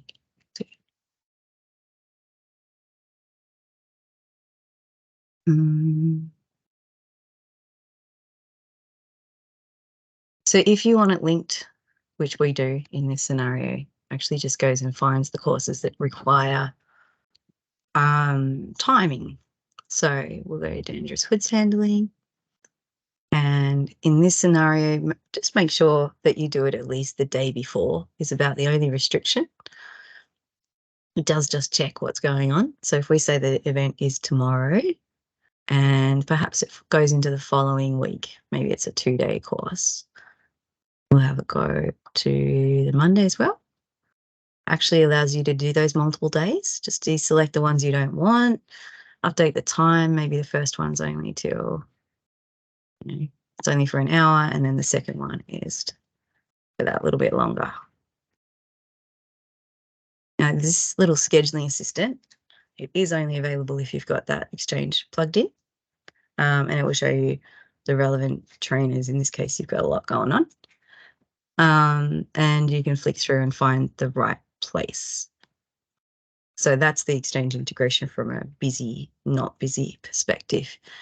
It is useful, I find, to remind people that you can't see what they're doing, only that they're busy, because it is actually still private. It's not actually checking what's going on. You can integrate with the meeting rooms, so long as the rooms themselves have a calendar. Or you can just say it's online, and then you don't have to stipulate what room it's in. You've got attendee management, so we'll just put in 1 to show you how it works. And at the end of a course, you can actually just update it at the end and say it's completed. So this is not to be used yet unless you're putting in historical entries. It's plugged into Microsoft Teams, which is an amazing platform when it works. And it doesn't actually put this directly into your calendar. It's actually just utilizing your license. So yes, you do need to have a Teams license for this function to work, like the person creating the event, although that's unlikely to be a problem. But that little location box, which is your data dictionaries that was mentioned by Kirsty previously, and then the actual trainer as well. So anyone mentioned on this form, i.e. the organizer has an email there, the trainer has an email there, they'll get alerted about anything related to this. So save that.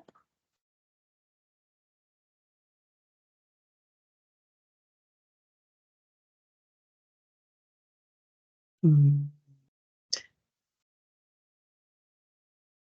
We do it for, oh, it's September tomorrow. Oh my gosh. It's already the next month.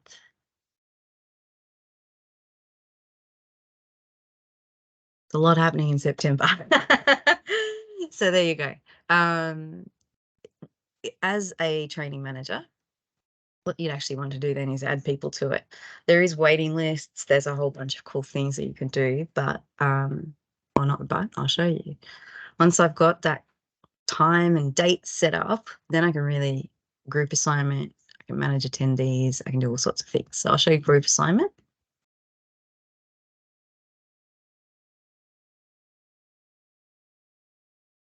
Again, data dictionaries coming into their own. I actually can assign by various things. So maybe everyone who's in one location of the council, people in those org units. There's your learning groups that we talk through, job role, job grades. Handy that you had the little brief on the compensation. So I think you've come across all of these parameters. They are and filters. Like if I put in location and org unit, it will be everyone in Penguin plus the people in these org units. And that's it. You can actually use group assignment just to assign one person, one thing, but that's not necessary. That wouldn't be how I would do it. But if you're doing more than a couple, you might do a group assignment. And the moment you assign it, they get the alerts. There's no delay or anything like that. It's done and dusted. So that actual assignment form is the same in all mechanisms. Like if you've got a non-classroom based activity, you still have that same button and it does open that same form. So with the same options. This one has which, of course I'd choose one. Well, it's still nice. Shows you that they can say, well, which one would I prefer to go to if they're actually coming to look for themselves. Bonus. Now I love the manage attendees part. I like it because it makes everything just that little bit easier.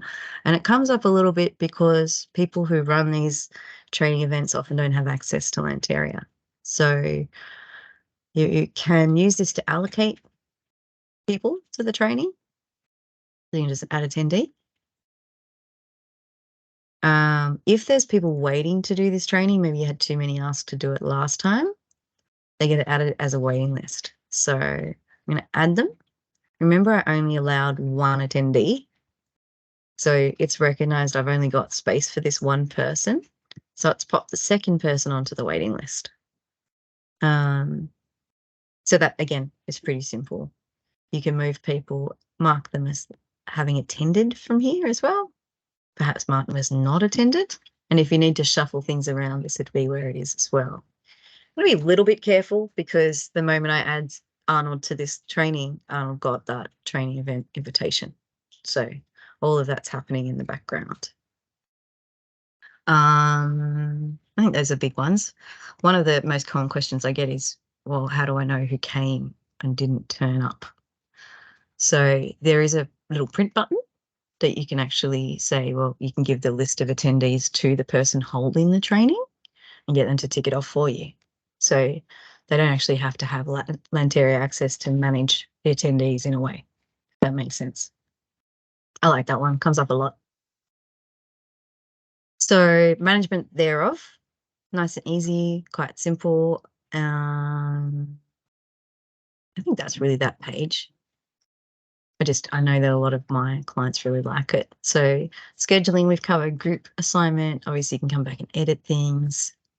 Cancel training, have up associated documents. You can see a couple here. If it is a training event, they also have this discussion board that gets created.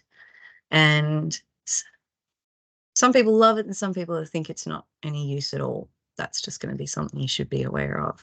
So if you've got a really interactive training, maybe you have multiple PDFs that people need to review.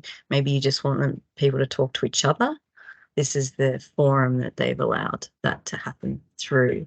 I definitely had a few people who had things like they didn't use Teams, they used Zoom, and any kind of additional details they manage through the discussion board. It's only there for classroom events though. Let me see if there's something else I wanted to cover there. No, I don't think so. Now, as an employee, most of the things that happen in Lanteria are driven by emails. Like I'll receive an email to do a thing. They also, through training, all of it is actually managed through the development plan. So as an employee, kind of work for a year.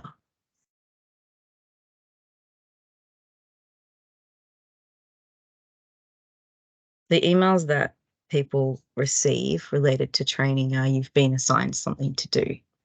But the link in those emails will bring them back to here, which is why they're often, this is kind of the main point of contact. And you can see from here, as an employee, I can assign from the catalogue.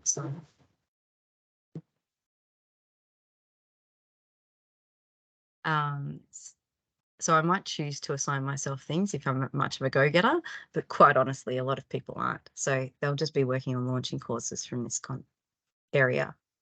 One of the things that comes up a lot is you've got this mark complete button. So if you've got maybe an employee who doesn't really want to do what they've been allocated, they actually can mark it as complete. If you think about it, they have still got their time, date, and login associated with that. So you do know it was them that did it. And if there's something like a scoring related to that course, it will show that they haven't received a score. So there's quite a lot of audit trails that can follow through. However, that button is one that you can hide with JavaScript, and we often do. So that comes up a lot. That's just compliance. I mean, this whole module is all about managing compliance. So the actual interaction of this with SCORM files, I'll give it a whirl. I was like, oh, that's what I said. I'll give it a whirl. Let's see if I've got one. Drug and alcohol policy. Launch a couple of things. So that's just a link out. You can see the immediate problem with just linking out to a course is there's no real tracking on it. You know that we can't really tell whether someone's scrolled through and read it. We certainly haven't been able to tell if they understood it. So the quiz builder associated with learning is really to support that idea. The only way for an employee to say, I've done this, is with that mark complete button. So you've got to have it there. Alternatively, you can endorse creating these sorts of things as a SCORM package so that it can all be automated that much more and that much better, in my opinion, right? There is little actions so they can say, I don't want to do this, or I can't attend this.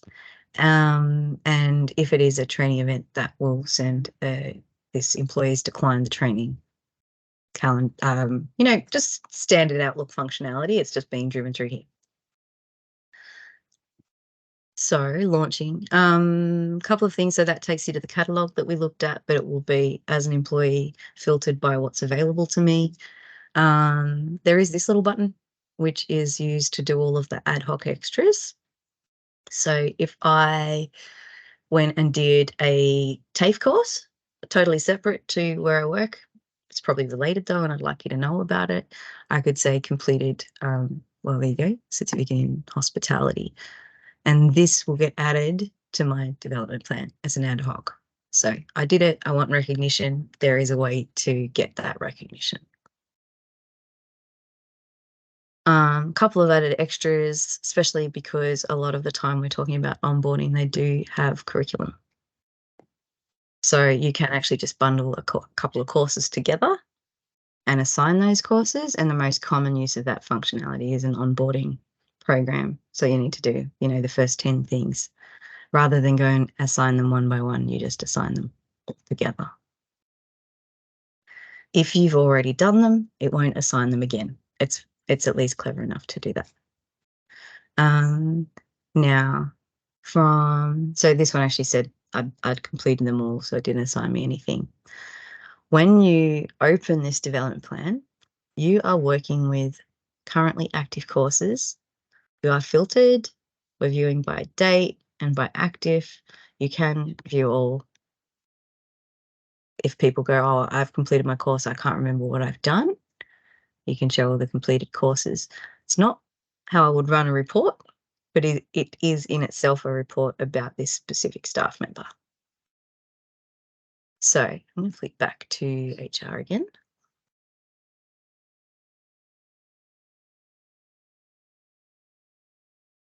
this is actually where you manage the curricula. Again, pretty simple WYSIWYG, so I won't necessarily train you in all the ins and outs. But you actually, a couple of added parameters that you don't get through the learning catalog is you give it a duration, which means the moment we've got dates and stuff, we can have reminders. That's pivotal. So you've got 5 days to complete these 4 trainings. And if you look inside, you can shuffle them around and add them and stuff. So it's pretty simple. Pretty simple and quick to learn, that one. Training calendar we had a quick look at. Training approval requests, remember, that's all about choosing what you want approvals on. Interestingly, this is the only module that has workflows that are written into the core solution. So you actually can't modify them in any way. They have got wonderful diagrams on what the approvals are and how they're handled in the help guide, which I'll show you in a tick. But it is the only area of Lanteria that you, like, the other approvals aren't the same. It's a separate mechanism. So the training requests do get managed through their own training requests approvals dashboard, which is what we're looking at. And there is a few settings related to this, which I'll take you through in a second. So as a learning manager, I'd be expected to do this. And you've got approvals and you've also got registration events that you would manage through here. You can approve, reject, etc., etc., etc. So remember, that's all based around an option. They're not required. See, perhaps overconfident because everything's suddenly working. I will try.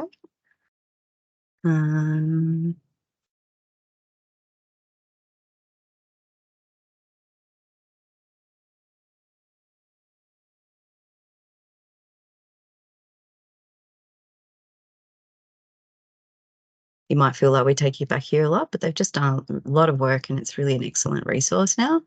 So you've got a full diagram on each type of training and what it does. It looks complicated, but if you start from the top and follow the steps, it does all make sense, which I'll take you through the settings of.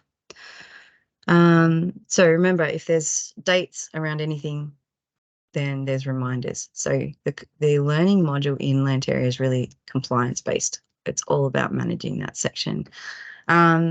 Certificates is generating documents. It's the same as the idea of generating employee documents, which I believe Kirsty covered. But happy to show you if you want that further clarity. Otherwise, we've got the quiz builder. Again, something that's kind of been developed and got a lot better if you've seen it in the first few years. It's more elite now. Now I should be able to give you preview.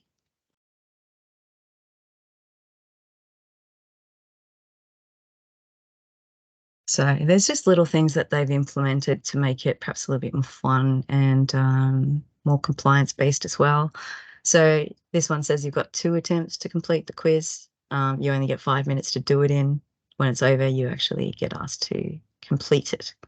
So they added, really trying to remember, but I think it was one of your clients that really emphasized the importance of this. I just can't remember which one, but they had a lot of good ideas and the developers built them all in, which is cool. So time-based and number of times that you can do the quiz. And then, well, in this case, it's in multiple choice. It's got sorting. This is a sorting tool, so you can match things together. It's not a, and you can go back and forth and whatnot and complete quiz.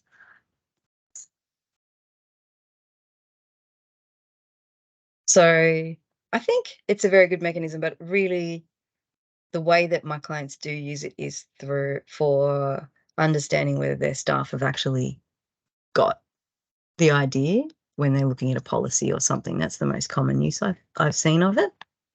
So instead of just saying, I read it, they might say, did you really understand, by asking a few questions. Now, when I first used Lanteria and it wasn't quite as clever, I still use it just for this one thing, which is acceptance of the new policy. Sorry, let's open up the actions and go play published. And this is the most simple use of the module you can have, and really, really, really useful. So it's just that I confirm and I've read and will abide by company policy XYZ. And in order to pass, they do have to say yes. So that's pretty logical. All right. So all of the metrics you would assume were captured just then do get captured. Like how many times did they try it? How long did they take to do it? What did they get right? What did they get wrong? All of that sort of stuff is captured so you can make the quiz perhaps better, but certainly you can output stuff for when the auditors come. So take you through the settings because there's a couple of cool ones. They really are back end and decisions that need to be made when you're implementing this. So kind of covered all of these things. This is where you'd actually configure the certificates. If there's one there already out of the box that people are usually perfectly happy with, but they might want their own letterhead, that sort of thing. You want to put in types of certificates. There's a default section. There's probably about 5 or 6 listed, and they're pretty generic, like Microsoft Certificate 1 or something like that. But if you've got a certificate type, you can have an associated dedicated certificate generated. Otherwise, you can kind of use a generic, you did this course and it's done. I'll find one to show you. Now, little settings, do you want them to see what they haven't done yet? And when it says missing training, it's talking about things that are required, i.e. mandatory training. The reason it says, do you want to display it, is because there's another option that says, do you want to automatically assign it? So no use displaying something that's not even there. And this is something that learning managers will absolutely adore because it means they don't have to think very much at all. If you get your catalog set up right, you're meant to do a policy every 365 days, acknowledgement of that policy. The day I've completed it, it will, kick off the timer. It will expire 365 days in the future. And when it's expired, it will automatically assign a new one. So it's just rolling, and learning managers love it. It saves so much time. Now, the trick is when you start out with Lanteria, you've got no records in there. So if you turn this on straight away, your staff might go, I've already done that. I already did that quite recently. Why am I getting this? Why do I have to do it again? So you've got to be careful turning it on because of that. Basically, just the change management. What's the impact? What's really going to happen? Are we ready yet? Lots of important questions to ask. Practicums don't come up that much. Practicum sounds like an old school word, but it's just a kind of an international one. We don't use it in Australia as much. If you have got learning content that requires people to do a thing. So I've had ones where I have to do an online session and I also have to do like a criteria questions that I need to answer long word answers on. So practicums are really about having course content available that you expect them to like download and do and then upload to get graded. So it's very, I think it takes away kind of all of the automation, but it gives you what you need if you're actually managing maybe a long education event. Any questions about that one? Because that's perhaps the most odd. Practicums, I'll assume if silent that it's all going well. So learning storage, we can go into SQL versus SharePoint, perhaps if you want to talk about databases, but we'll do that later. Learning prerequisites mode's pretty important. You need them to make that decision. So remember where I said you can link this course to that one. You have to do course A to complete course B. If you say it's required, they literally can't add themselves to course B until course A is done. If you say recommended, they can, but it'll flag it. It'll say, hey, you haven't done prerequisite. you should do that first. So it's basically, should you? Yes. And this one's, you can't unless you allow it. So that's that setting. When I go live with learning, I just like triple check those settings a lot, just to make sure they're absolutely certain they know what they're up to, especially. Sorry, Verity. Christina's got a question. Yep. I just wanted to ask if are these quizzes or certification going to be reflected in the employee profile? Yes, they will. Thank you. Okay. I'll show you the grade book. Good one. So is there anything else here I want to show you? These are just data dictionaries in that, but specific to this module. So what sort of things will you accept on that external training? I'll show you that button again. Remember, you could just say, I've done this training. Please acknowledge it. So that is the categories on that form, basically. And why would someone be allowed to cancel an activity? And both of these are about kind of mandating what you're allowing people to do, but also reporting. It's all about reporting. Like, why are people canceling? What's going wrong? So let's think training. This is just management of your learning groups. It's a pretty sophisticated tool. I like it. It's pretty simple too.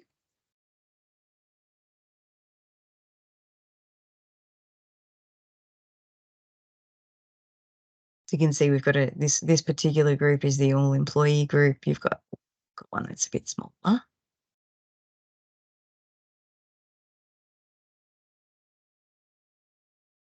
And it's kind of a familiar filter. To get things started, you might say, well, this group, I want every single full-time person. And it will go and find them and pop them in the group for you. At this point, you're like, well, hang on. Did I really mean every single full-time person? Maybe Dan doesn't actually want to be here, and then you exclude it. So it's pretty easy to use, I think. One thing that's really important to know is there's no automation of this either. Someone actually has to manage the learning groups. It's fairly reasonable, but important to be aware of. So you've got included employees, just in case you got it wrong, you can pop that person back in. And you can modify these groups at any point, add more people, change parameters, all that sort of thing. Or in fact, get rid of them if you need to. So learning group management really is for the learning manager and HR exclusively. These settings are all only available to HR. The learning group is available to the learning manager as well. Remember, you've got the option of additional assignments. You guys do use these. You have a secondary assignments quite often. If I want these learning groups to include people who are related through a secondary position, you need to select that box, and then it will find those people too. So granular detail moment. Wonderful tool, so long as you remember that setting.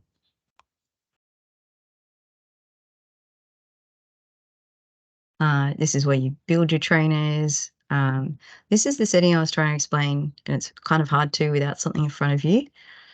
You can create, when someone asks to be part of a training event that has a approval on it, you actually can just say, I'll approve it, but then someone needs to go and do the rest, or you can just automate the whole process. Most people think that they'll want to do 2 steps, like they'll want to approve it and then assign these people to a specific classroom activity or do that next action. And then they use it for a little while and realize they don't really need to. And they update it and just get Lanteria to do the whole lot. Because basically they get familiar and more confident. So that setting actually might change if you do continuous improvement 6 months later. How's it going? You might change that one. Training. We're just working with budgets. It's a little bit quirky because it doesn't assign a budget to an org unit, it assigns it to a particular person. So you, instead of saying the finance org unit has $6,000 to spend on training, it actually says I've got $1,000 to spend on Verity specifically. So it is a very good budget tool, but it can only do that one specific thing. That's important too. I think that's it. And then I'll show you That's just set up for the SCORM engine. Now, I will show you just a few more things about employee.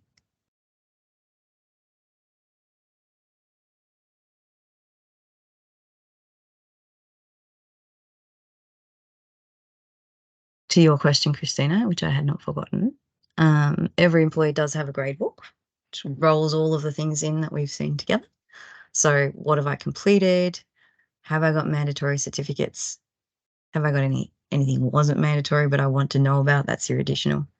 Any mandatory training gets shown on here. You've got averages of how many things I'm passing, failing, scores. This is all basically all the wrap up of the metrics of the things that I showed you through that first form. This is where you'd find it. So if I'm looking for something about that person, so you get a question about Verity and what has Verity done, I'd look in the grade book first. If I had more kind of generic, I would say more commonly, you'd be just tracking who hasn't done what and when. Certainly as a manager, I would want to go through and do it through the reports related to learning.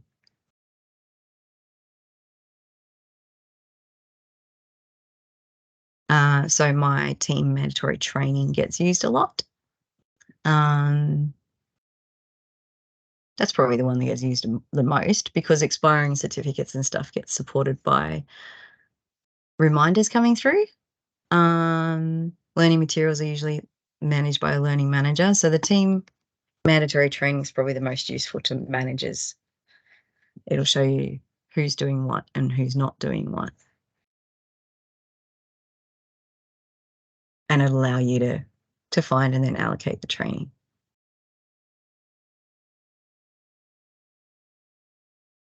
Verity, just you mentioned there expiring certificates come through emails, so it's not requiring someone to track it.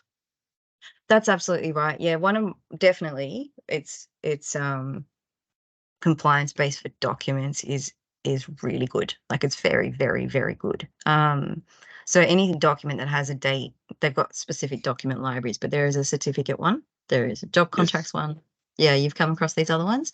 Same mechanism across the board. Part of the reason to divvy it up like that is because you'll have different reminder types. Lead times for employee documents versus certificates.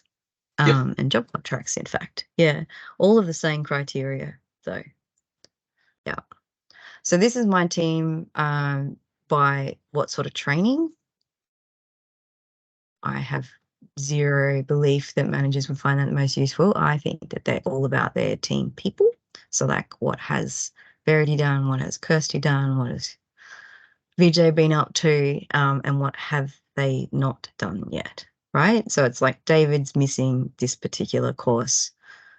What's going on?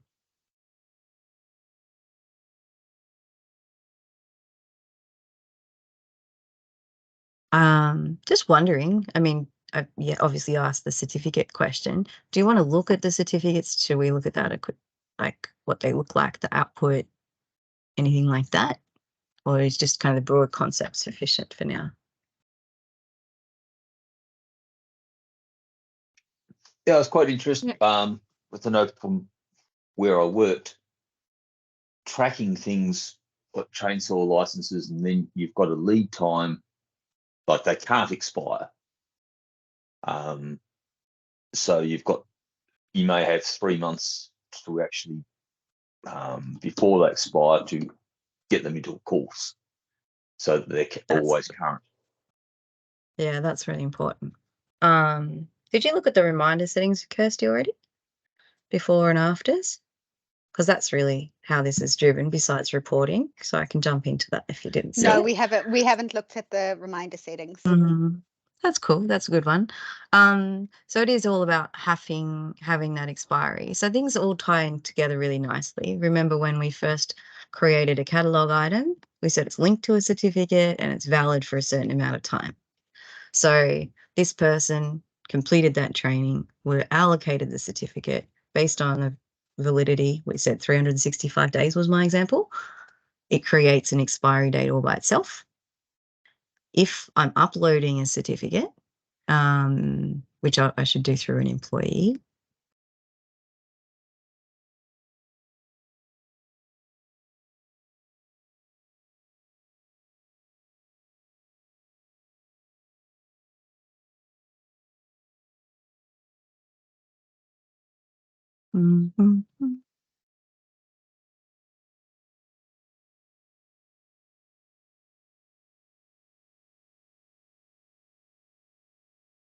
the biggest difference between these different libraries to store your documents is really just about this metadata that you're capturing. So like this one is issued, well, it's put today's date in the issue section. You don't have that on a standard document. You don't have an issue date. You always have an expiry though. And because it's a certificate, you also have a completion. So it's got just more date parameters than the other document libraries. Well, different ones. And then you've got your actual document as well. So it doesn't have to be generated to be tracked by doesn't have to be generated by Lanteria to be tracked. It just needs to have a date. Because we're talking about it and because it's pivotal to everything, we'll throw in reminders on this little part. Now, number one, you need to have the notification turned on so reminders work, but the actual rules sit all by themselves.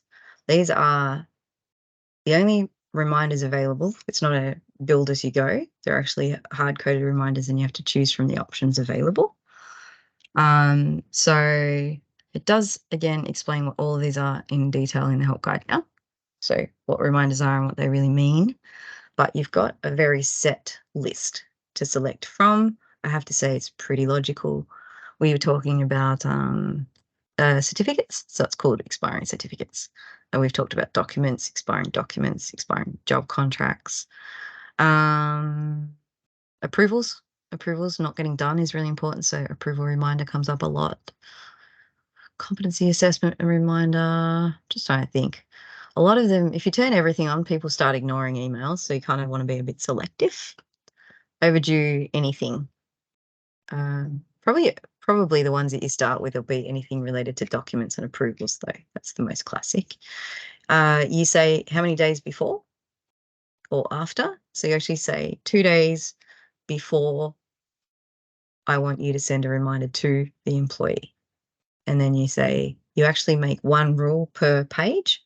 So I'd save that. And then make a secondary rule. What you will get a lot is how do I escalate? That's one of the questions you'll get heaps. And you escalate by after. You could even escalate before. Basically, escalation involves more people than the employee and the manager. So maybe if they haven't done it 2 days before, and this is something like what you mentioned, they have to have the certificate. Otherwise, they can't work there anymore. You definitely want to escalate that up to HR. And in this scenario, you probably actually want to just put in a hard-coded email potentially as well, because this HR is the HR team, the Lanteria HR team.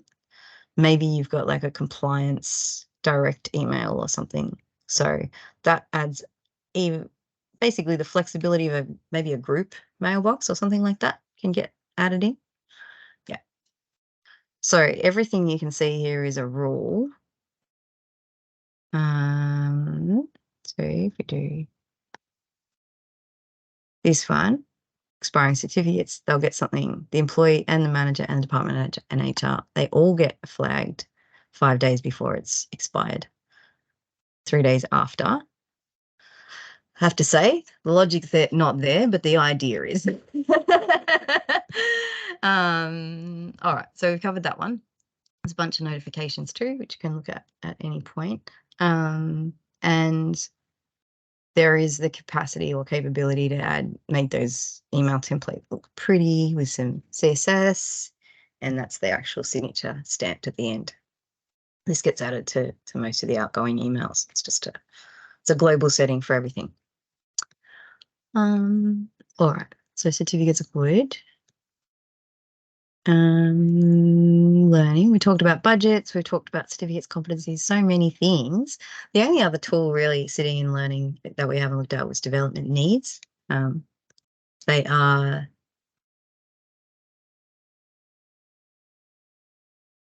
these are able to be surfaced through a performance review plan or behave independently.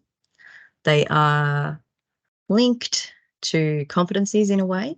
So this is how the learning and development get linked together.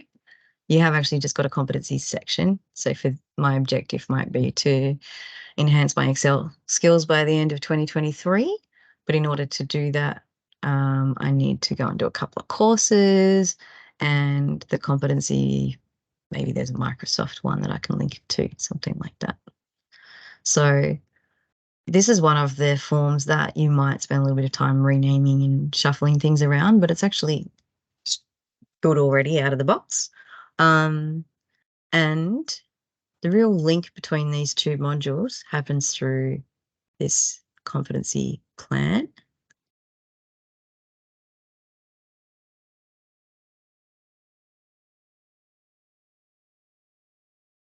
So I didn't do it backwards. It's just this is how they link, and you can do it in either direction, really.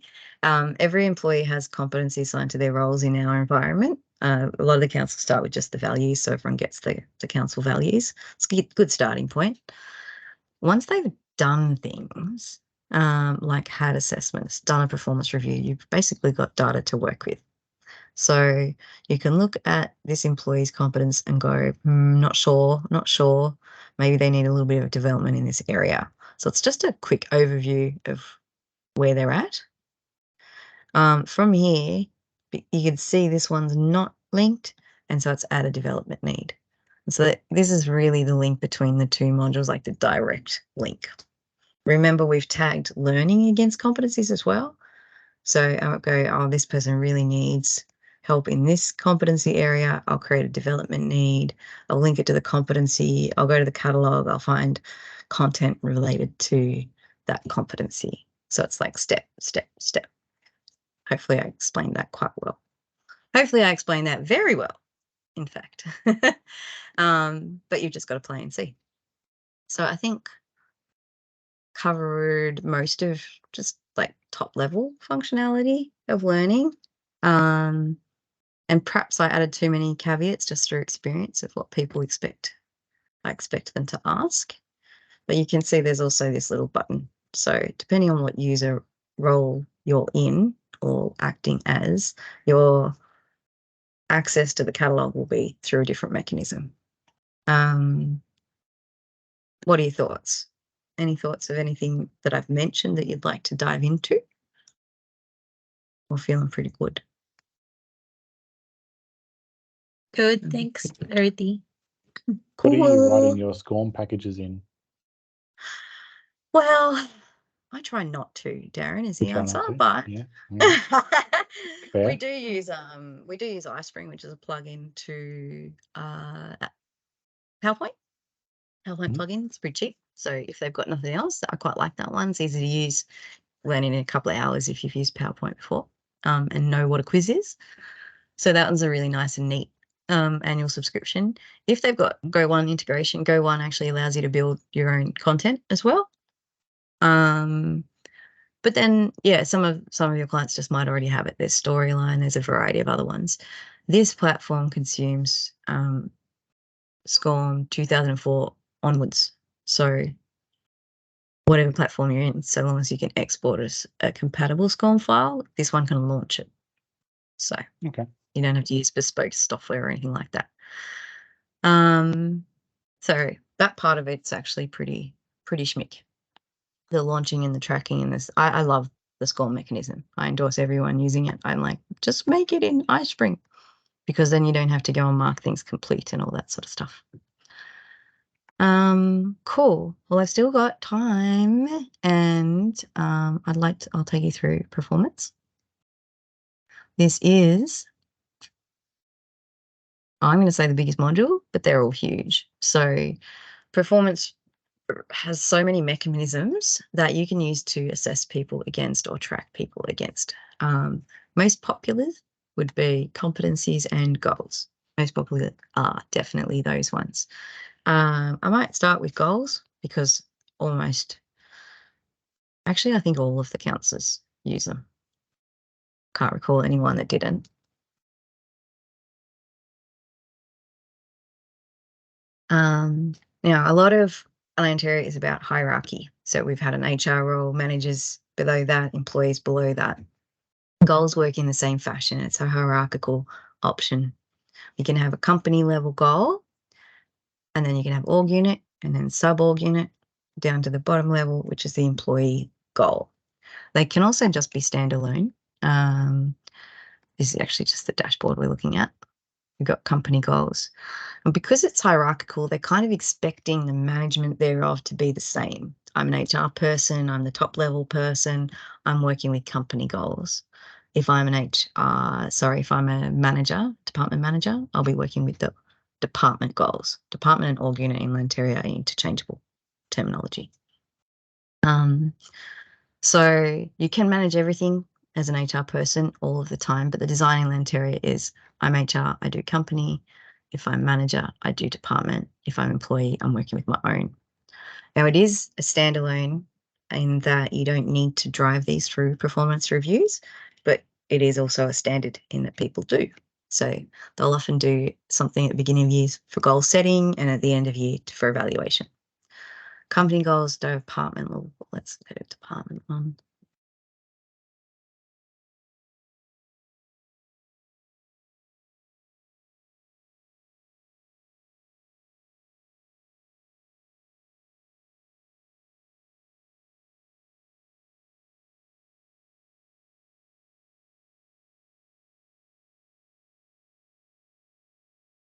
And depending on how structured their goal framework is, or even if they have one, this is again something that people really, really like. So at a company level, I've said, well, this is what I need. And you actually affiliate that with related org units. So not everyone needs to work with this. Actual particular business areas need to work with that company level goal. So if I'm in that business area, it's available to me. And I can go, well, I want to create an org unit goal for that related to that company goal. So I go add org unit goal, and I can align it with a company goal. I could align it with my parent org unit goal. You can see it's very, very clever. But I also can do standalones through not aligned goals as well. Now, they might not be ready. So you actually, with that non-alignment option, it means you don't even have to have your company goals ready to go. What you might use this for, or what people use this for the most, is copy as employee goal, especially for a lot of teams. So I've got 20 staff. I can say I want to copy that down as an employee goal. And here's my team. And I can say, well, this is applicable to that person and that person and that person, and actually no one else. So it just means it's a fast way to get that template going. Which most people will ask and be very, very, very happy with the result of.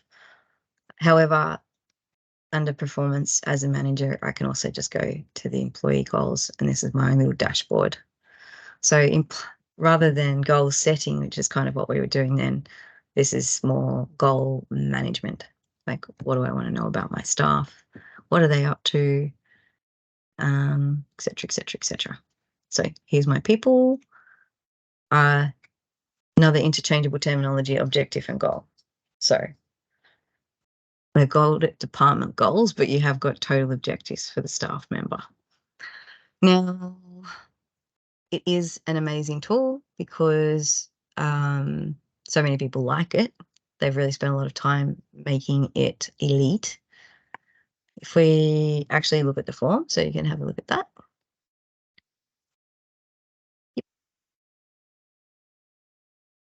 I have to admit, the auto form population in the browser drives me nuts with Lanteria. It's probably going to drive other people nuts too. Okay, performance, we have goals.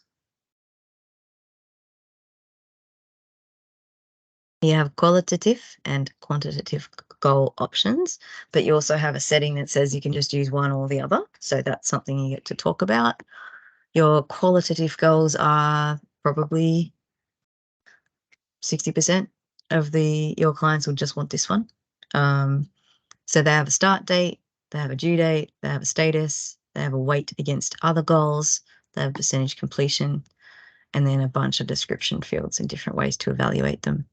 This goal form is fairly flexible. You can update field titles and whatnot, but you do need to keep the status because that's the only way to close a goal. You need to actually keep this 1, 2, 3, 4.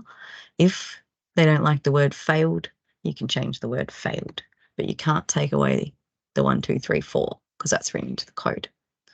So we must have a status and we must have a title. After that, you got a bit of flexibility because the weight and the percentage complete are used if you want to automatically evaluate and score people in your performance review. So super clever form, lots of flexibility. The difference between this one and the quantitative goal is just that the quantitative goal includes a bunch of fields related to numbers, which is very logical. So it's got that max, target, threshold, actual, which transforms this into almost, I would say, KPI. This is often KPI based.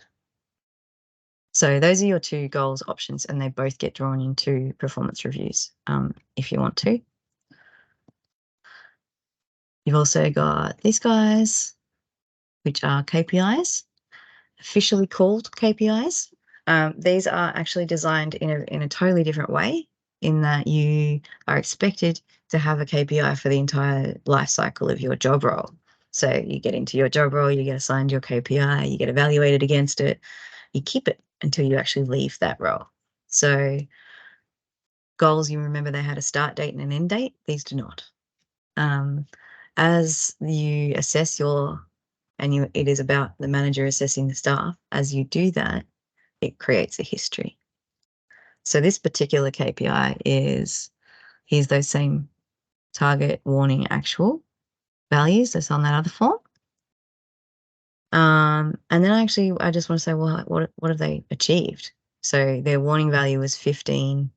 These numbers are a little bit, it's very easy if you do sales figures or something, like I'm trying to hit 10, this warning of 15, actual of 3.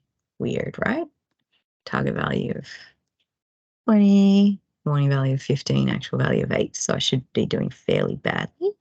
And then I just say, well, what day is it?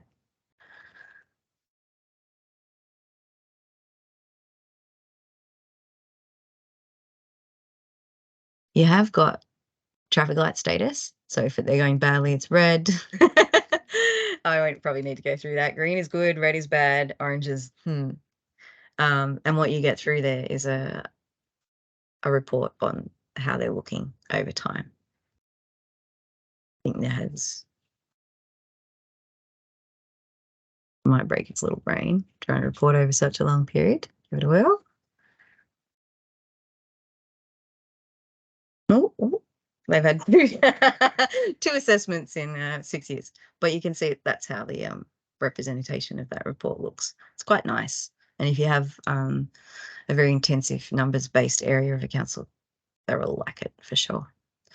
So those are big tracking mechanisms, and they both work in that similar way, that hierarchical fashion. There's a KPI library, company level KPIs, org unit KPIs, sub-org unit KPIs, employee KPI, but they are intrinsically linked to the job role, whereas goals are, as I demonstrated, they are linked, they're more aligned to, and you can have standalone ones. So quite different mechanisms.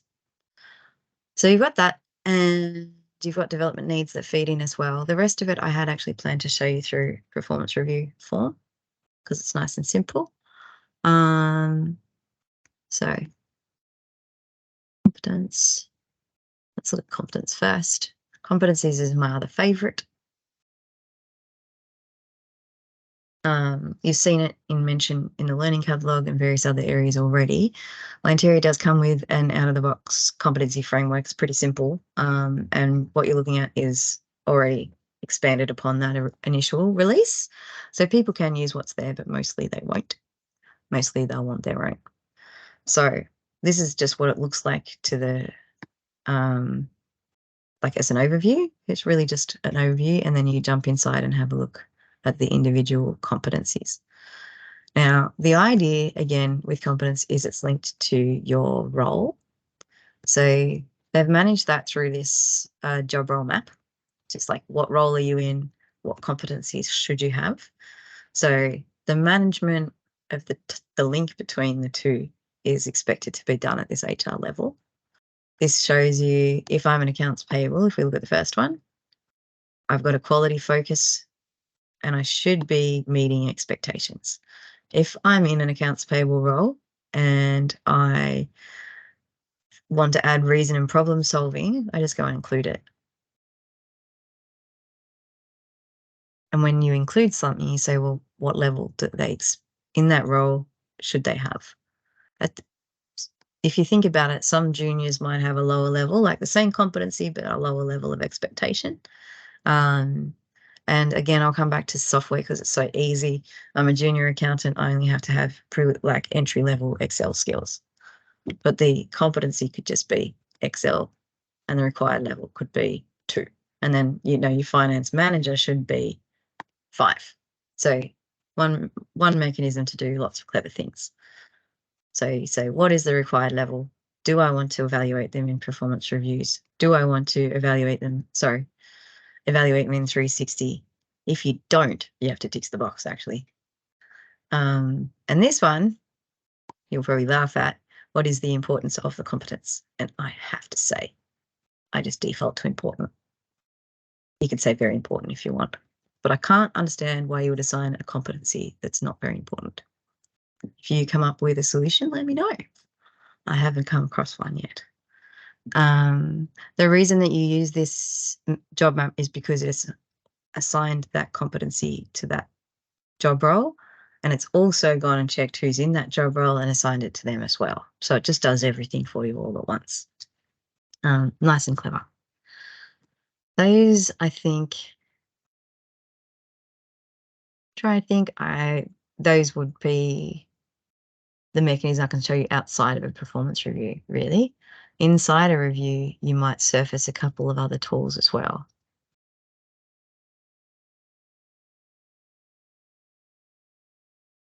So management of a performance review or looking at one, I think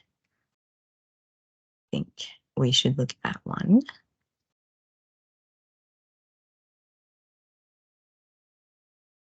So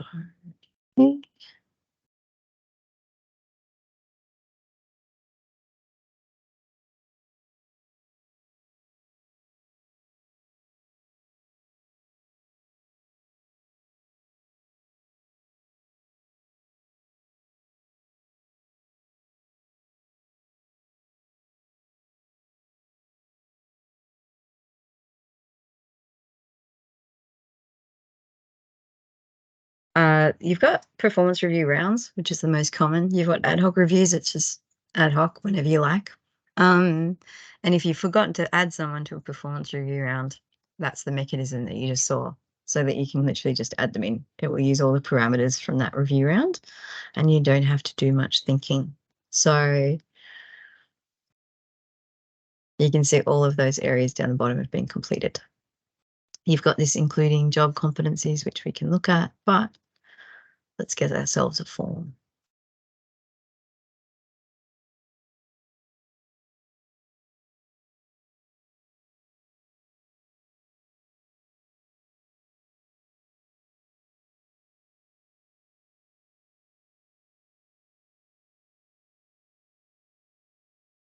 Coolio. Now this would be, I'm going to call it old school because we've just got it all going down one big long page. Quite like it. There is a mechanism so that we can, and if I had time to show you, it just shows you this section and then you click next and you get the next section, etc. This is an easy way to look at what you've got though. So sections to just put information in, and yes, you can embed links and videos and do whatever you like. Very clever. Each of these sections has their own permissions too, which I'll show you in a tick. But as an employee, here's my competencies. These have been linked to my role. You've got all sorts of choices. I want to bring in my old assessment from my last competency review. You've got one size fits all is not right. One button to do all assessments so that they can do everything at once. Definitely one with the training, you can say, click the little thing, it'll make it easier. this is the actual competency in blue. So if they wanted to, they could get that further detail about the competency itself. But it's got enough here to go from. I have put an example in here. Again, you might not get to this level, or you might, as depends on how complex their framework is. So if I'm in this role, why would I give someone a 1? And then you can list out why you would do that. So if they really need that helping hand, you can say this little part with the gray is only displayed if there's data there. So if you look at the one below, it's actually easier to look at, but it's got a lot less guidance. That's that mechanism. There's your assessment way. So we'll do a quick assessment. You've got a notes. You can have notes. You can not have notes. This actually, you can use only notes and not assessments. So there's a lot of granular detail you can go to there. The most common is notes and assessment, just standard. You can, what else can we do? You'll notice it's not mandatory, any of these, like it has a little star. We can actually mandate everything if you need to. That one's come up before. Otherwise, the performance review requires you to complete a section, but it doesn't know how much of the section you've done.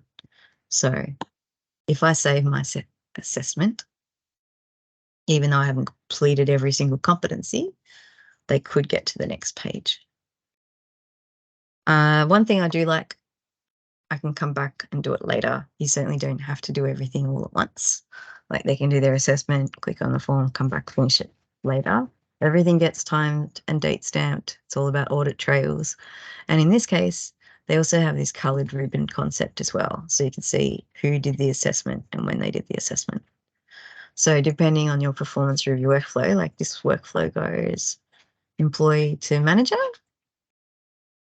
And I've got a red and a brown color here. The manager might be green or something like that. So it's really quick visual. So that's your, competencies within inside a review. And there's your goals inside a review form. So they've actually each got their own section to work with. Goals are fun in that we'll talk about the ins and outs, actually. I'll take you through launching a performance review. There's your KPIs. There's your development plan. So each of them are a section. If I use that section, it means it will interact with the data that's already in Lanteria. It'll bring in my development needs that I've already got. It will bring in my KPIs, my current goals, my competencies. So it's all pre-populated and ready to go, basically. If they've done their work, it is.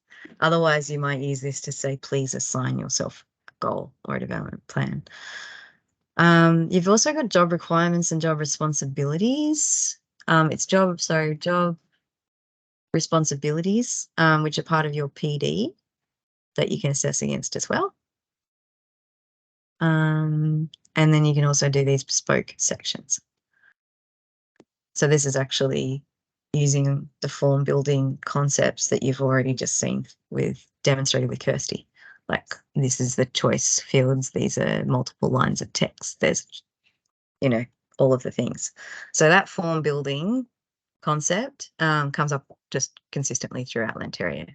If you learn that, you'll have a lot of the baseline concepts that get utilized. You can have summary score by section, and you can have summary score overall as well. And it's pretty easy for the employee. They've got a submit review button. Don't know why they printed this point, but oops, didn't press the right one. Submit, ready to go. Now, as a manager, as an HR person, just got that extra detail. Let me show you that. Performance reviews is where I'm at the moment. I'll just take you back.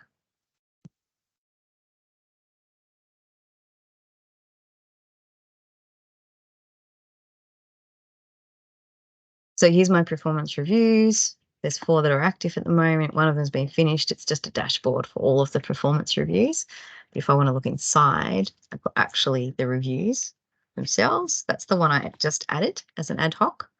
So because I added it to this review round, I can now manage it like everyone else's. And managing might mean going to have a look at what they're up to. It might mean jumping ahead because someone's away. I might need to move Verity's assessment from here to the manager step. I can do that on behalf of someone else. I might want to move this to a different person, like I've got the incorrect manager assigned. So I might assign it to someone else. You have to also have permission to look at it. You can't just assign it willy-nilly. They need to actually have access as well. But the capacity is there if you know how to do it well. The other part, I'm just trying to think, this one's basically a report for how everything's happening, but with a couple of added things that you can do, like move to step, assign to a new person, report by stage and report by summary rating. And there is an export button as well. There is kind of an overview report that is available as well. I'll give you one with data.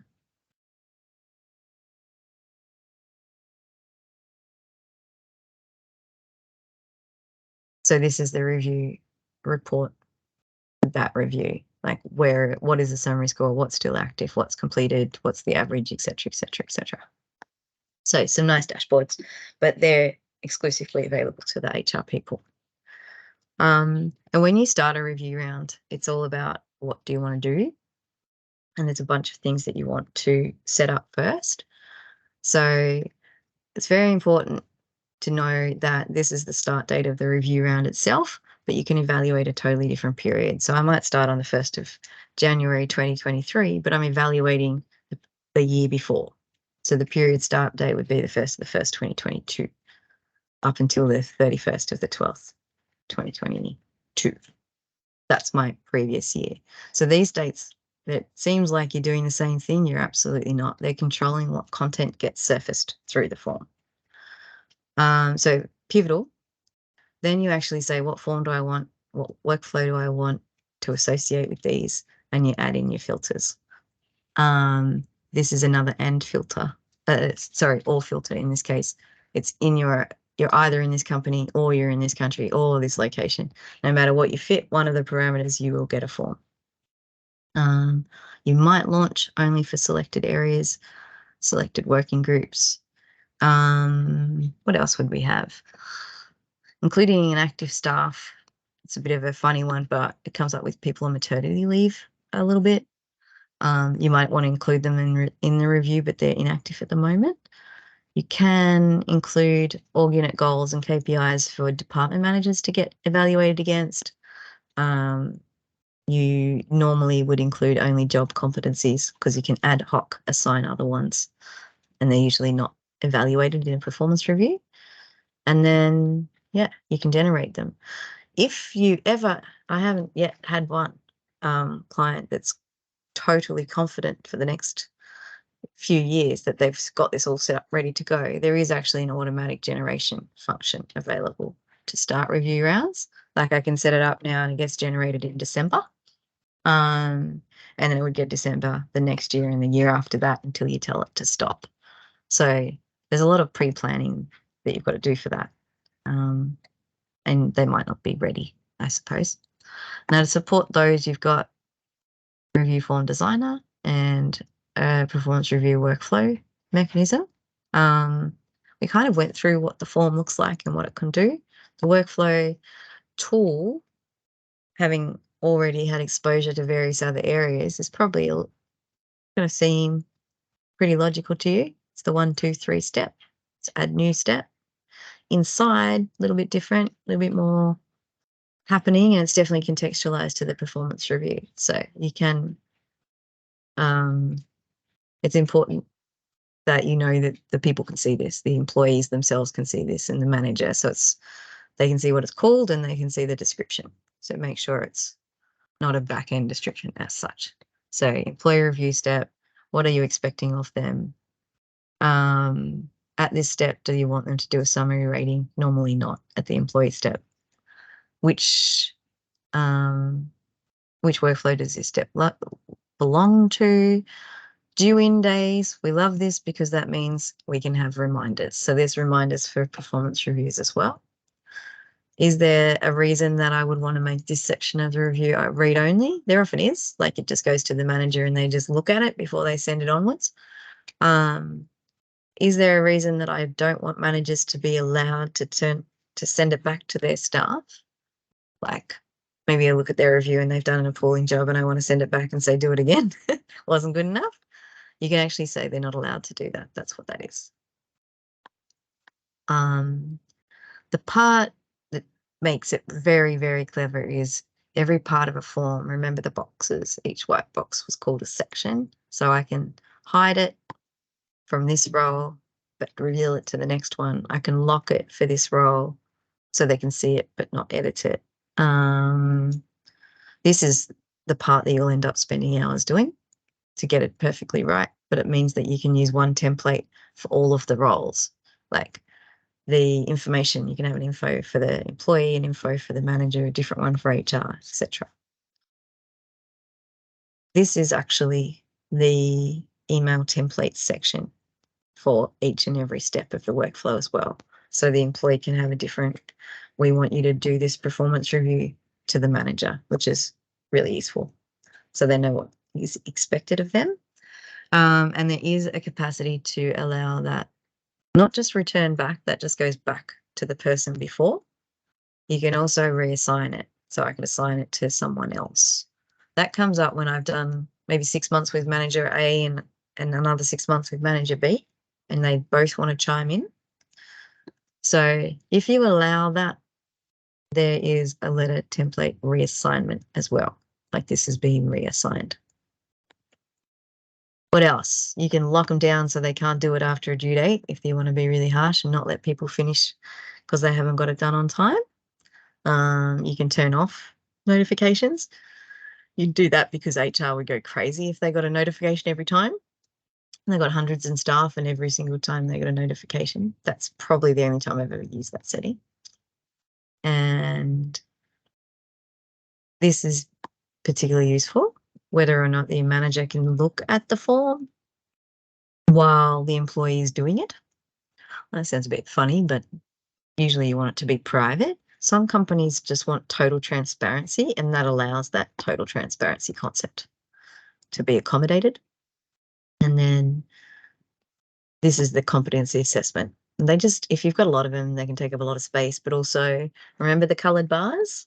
I can show you all of the colored bars at once, or I can just show you the ones that are at basically the last level. So at this point, I'm looking at the employee, they'll see their own stuff, and the next one, managers would see their own stuff. Just again, it's a permission level almost. So have I anything that I would like to cover on that one? Not really. I think not. The part, probably the part that comes back again and again is what can you change after you've launched a review? And the answer is you can't change the template at all. Once it's been generated, it gets written as an XML file and it's really hard to modify. I mean, you could, but it takes a long time. The performance review steps remains flexible. So if they get this a bit wrong, you can come and update it even after they've launched their performance review round. If they get the form wrong, you probably just want to delete the whole lot and start again. I have to admit, I saw a lot of time due to technical glitches. I am happy to stay on a bit longer, but if you need to run away, we can finalize, maybe just finalize a few things in another hour. What are your thoughts?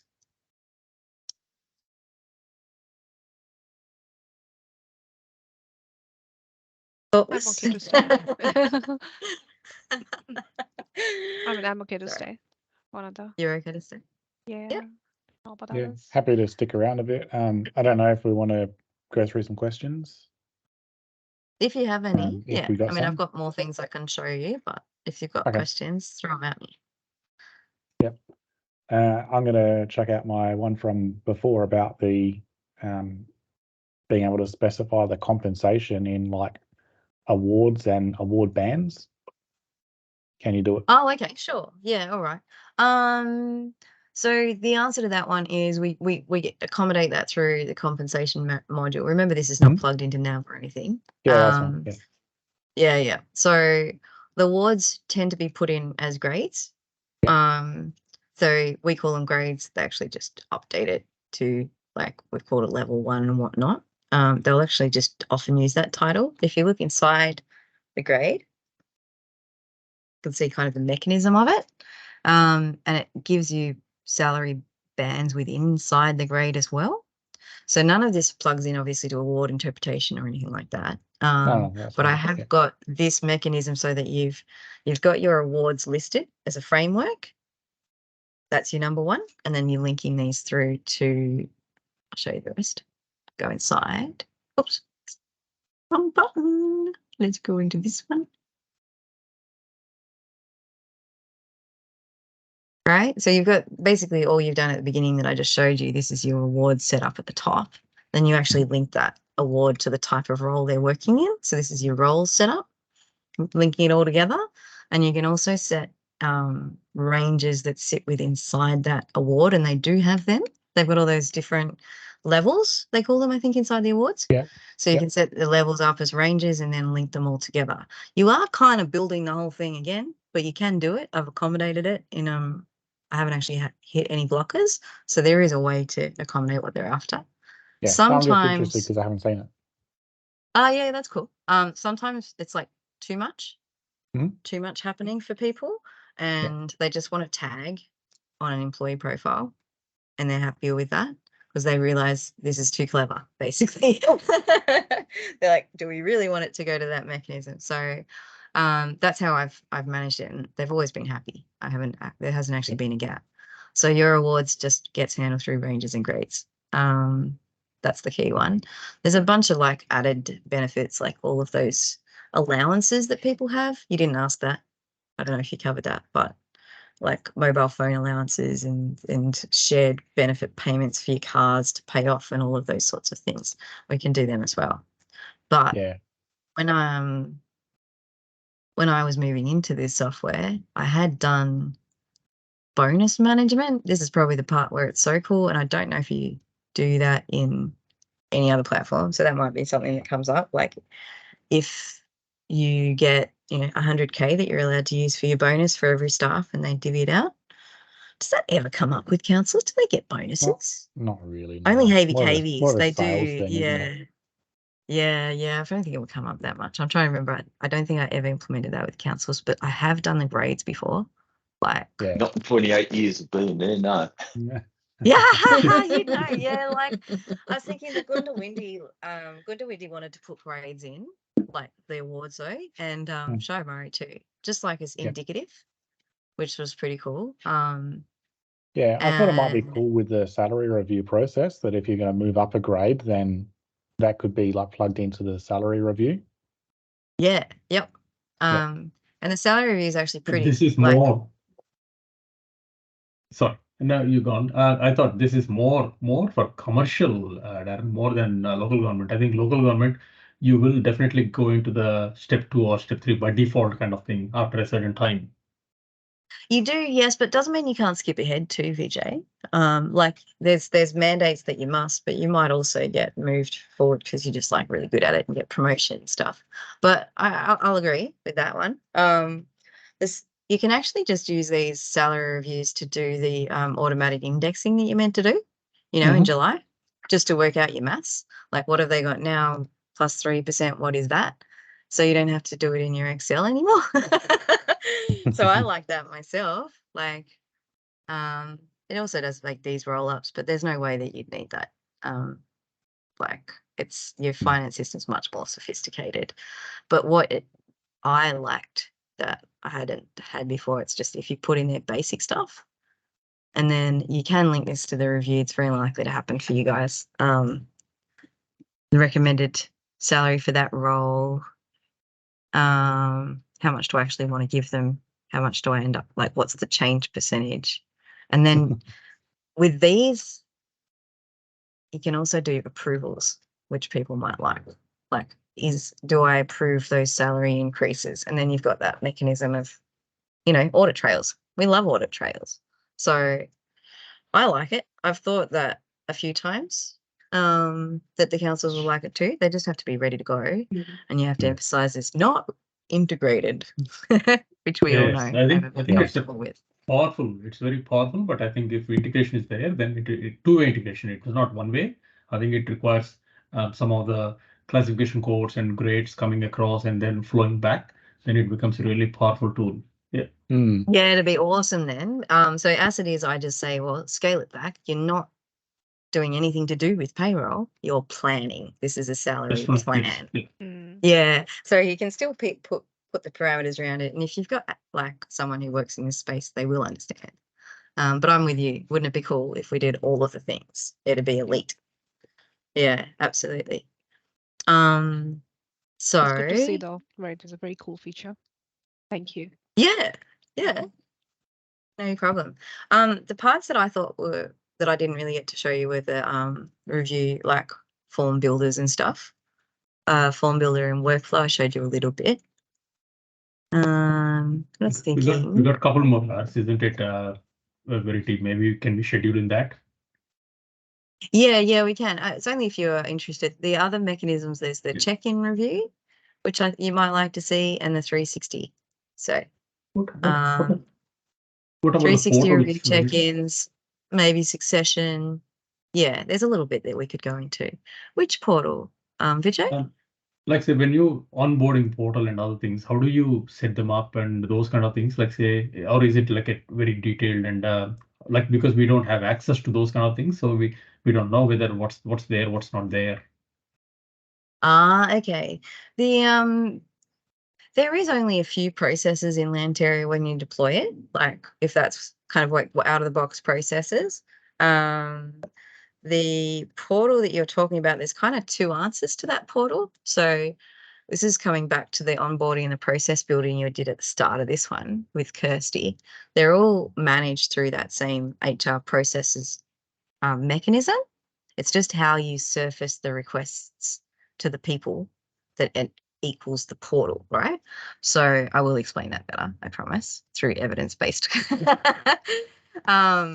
So if I haven't started with the company yet, like I haven't started the council, I might be asked to provide certain things like upload a copy of your license is a pretty classic one.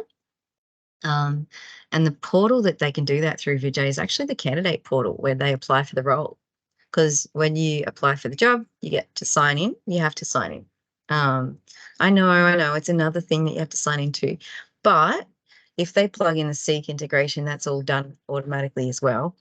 So that's not too hard. As part of these, you get to, where's an onboarding one? Induction, permanent employee, new starter. See, the trigger is new starter versus new employee. So in Lanteria, a starter is not an employee yet. They're someone who you're expecting to employ. So they're officially onboarding in Lanteria belongs to people who aren't actually an employee. They're not yet a license. So their portal is the candidate portal. They've got a My Actions tab, which because everything was going so swimmingly,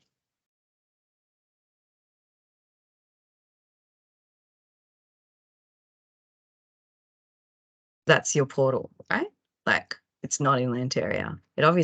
It's going through, I mean, they're obviously talking to each other, obviously, sorry. But this, if I haven't started as an employee, I can still interact with the new, with my new role by uploading and completing forms and all sorts of things. As an employee, it's just through the dashboard, like the standard employee homepage. Does that cover your question? Is that what you meant? Yeah, but I was thinking like say, is it like so that portion is covered through the installation of the software, and then you just need to put a link here to open that page. Yeah, actually, all of this stuff is supported. It's really okay. So you had two questions. This is the candidate portal. It is a separate application to Lanteria, but it is part of the license. If you have the recruitment license, yes, you deploy it. Okay. Yep. So that's your number one. What was the second question? I haven't got my pen next to me. What was it? Sorry, Vijay. What was your second question? No, I think that you answered my question, because I think if you install that, then all we do is link it back to the page to open up the onboarding process. That's what it was. It was the link back. Yeah. Remember, I'm a new person. I got no idea what's happening. I'll just get an email and I'll just do what the email says. And the email, you give them a link to this and they'd come back to this page. So that's how they would interact. You just need to, these come out of the box I've made very little change to this. Like I've put a logo in and some company information, but otherwise that actually looks pretty much like what you get out of the box. So you don't have to do that much work after deployment if you were just using it to do something like onboarding. But if you think about it and you deploy the whole lot, they've already come through and applied through here. They've tracked their application through here. They're absolutely ready to do actions through here as well. And the My Documents is if they've got DocuSign, they'd even sign their contract through here. So it's like bam, bam, bam, bam. And then finally, when they actually are an employee, they'll get onboarded through Lanteria as well. Yeah, yep. Now, I do tend to add a link to this portal somewhere in here to make it easy for HR to find what's going on. But the tracking of these, I'll show you one. You've got a dashboard, but if you know like who is being onboarded, which is more often than not what people will be looking for, like how far's Verity got through the onboarding process, something like that. They've got a little HR process button, and then they can go and see what status they're at for whatever thing. So this is really HR's overview of that person. Yeah. Again, making up my interpretation of your question might be different than what you're asking. So hopefully covered that one. Yeah, you did. Thank you. Yep.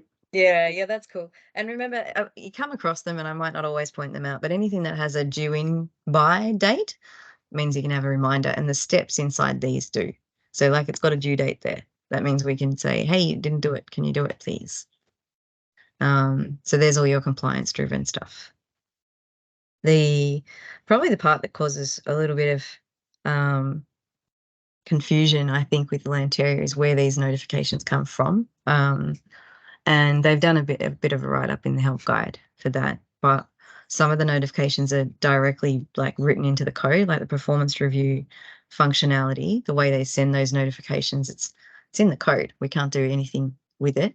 We can only give the content of it through the workflow step that we looked at, right? Some of them are written through SharePoint Designer workflows, which you can directly modify the content inside of as well, but you have to do it in a different place. And some of them all of them use this global setting at the end that I showed you under notifications and reminders. So you can make it look pretty with the CSS and the email signature.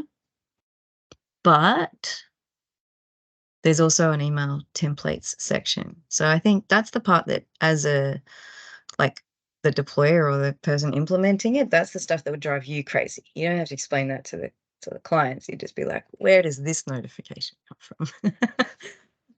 And luckily the help guide's getting a lot better at explaining that.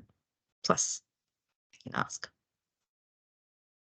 Yeah, maybe we are close to the time, but we have a few more questions. Like say, what about data migration? Like say when we want to migrate some data or import some data, is it everything like where do we find the templates or anything, or is it like you guys have it on, or is it like through the help guide somewhere we find it? It's actually available inside the Lanteria HR software. I've got copies too. I tend to change them up a little bit, but this one, remember, we've changed the names of things, but they've all got a data import and a data export section. And if you go to the data import section, it kind of guides you through the order that you would expect to implement things and import things. So there's your dictionaries that Kirsty showed you, and then your org units, and then your jobs, etc. You follow down the list, right? So the guiding for, that's interesting, you didn't load. Is it going to load one so you can see? Yeah, cool. Actions, download template. That's how easy it is. So they've actually got the templates inside Lanteria. It's just that I quite often add them all in together, so it's one Excel file for them and stuff. So you might make them look prettier, but it's all there ready to go. Okay. But if you have additional fields, Verity, if you have additional fields or anything, like if you have custom fields or anything, so how will that fields flow into these templates? I'll see. I should have one here for you, right? So when you upload it, it keeps a copy, and these are all the iterations because there's going to be a few. And when you load your file in, it actually asks you to map it. If it's Okay. exactly the same as what's in Lanteria, it will do the mapping automatically for you. Right? So these are Very the fields smart, very smart inside tool. Lanteria.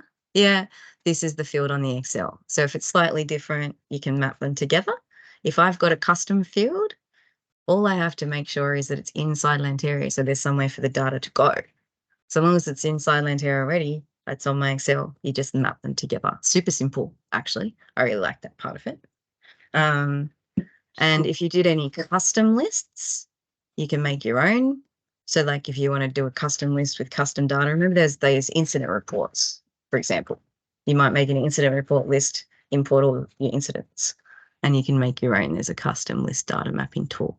This is actually a section of Lanteria that's really neat. Like I've used other import functions and they're appalling. I have to say appalling. It does error handling and tells you which data won't be accepted first as well.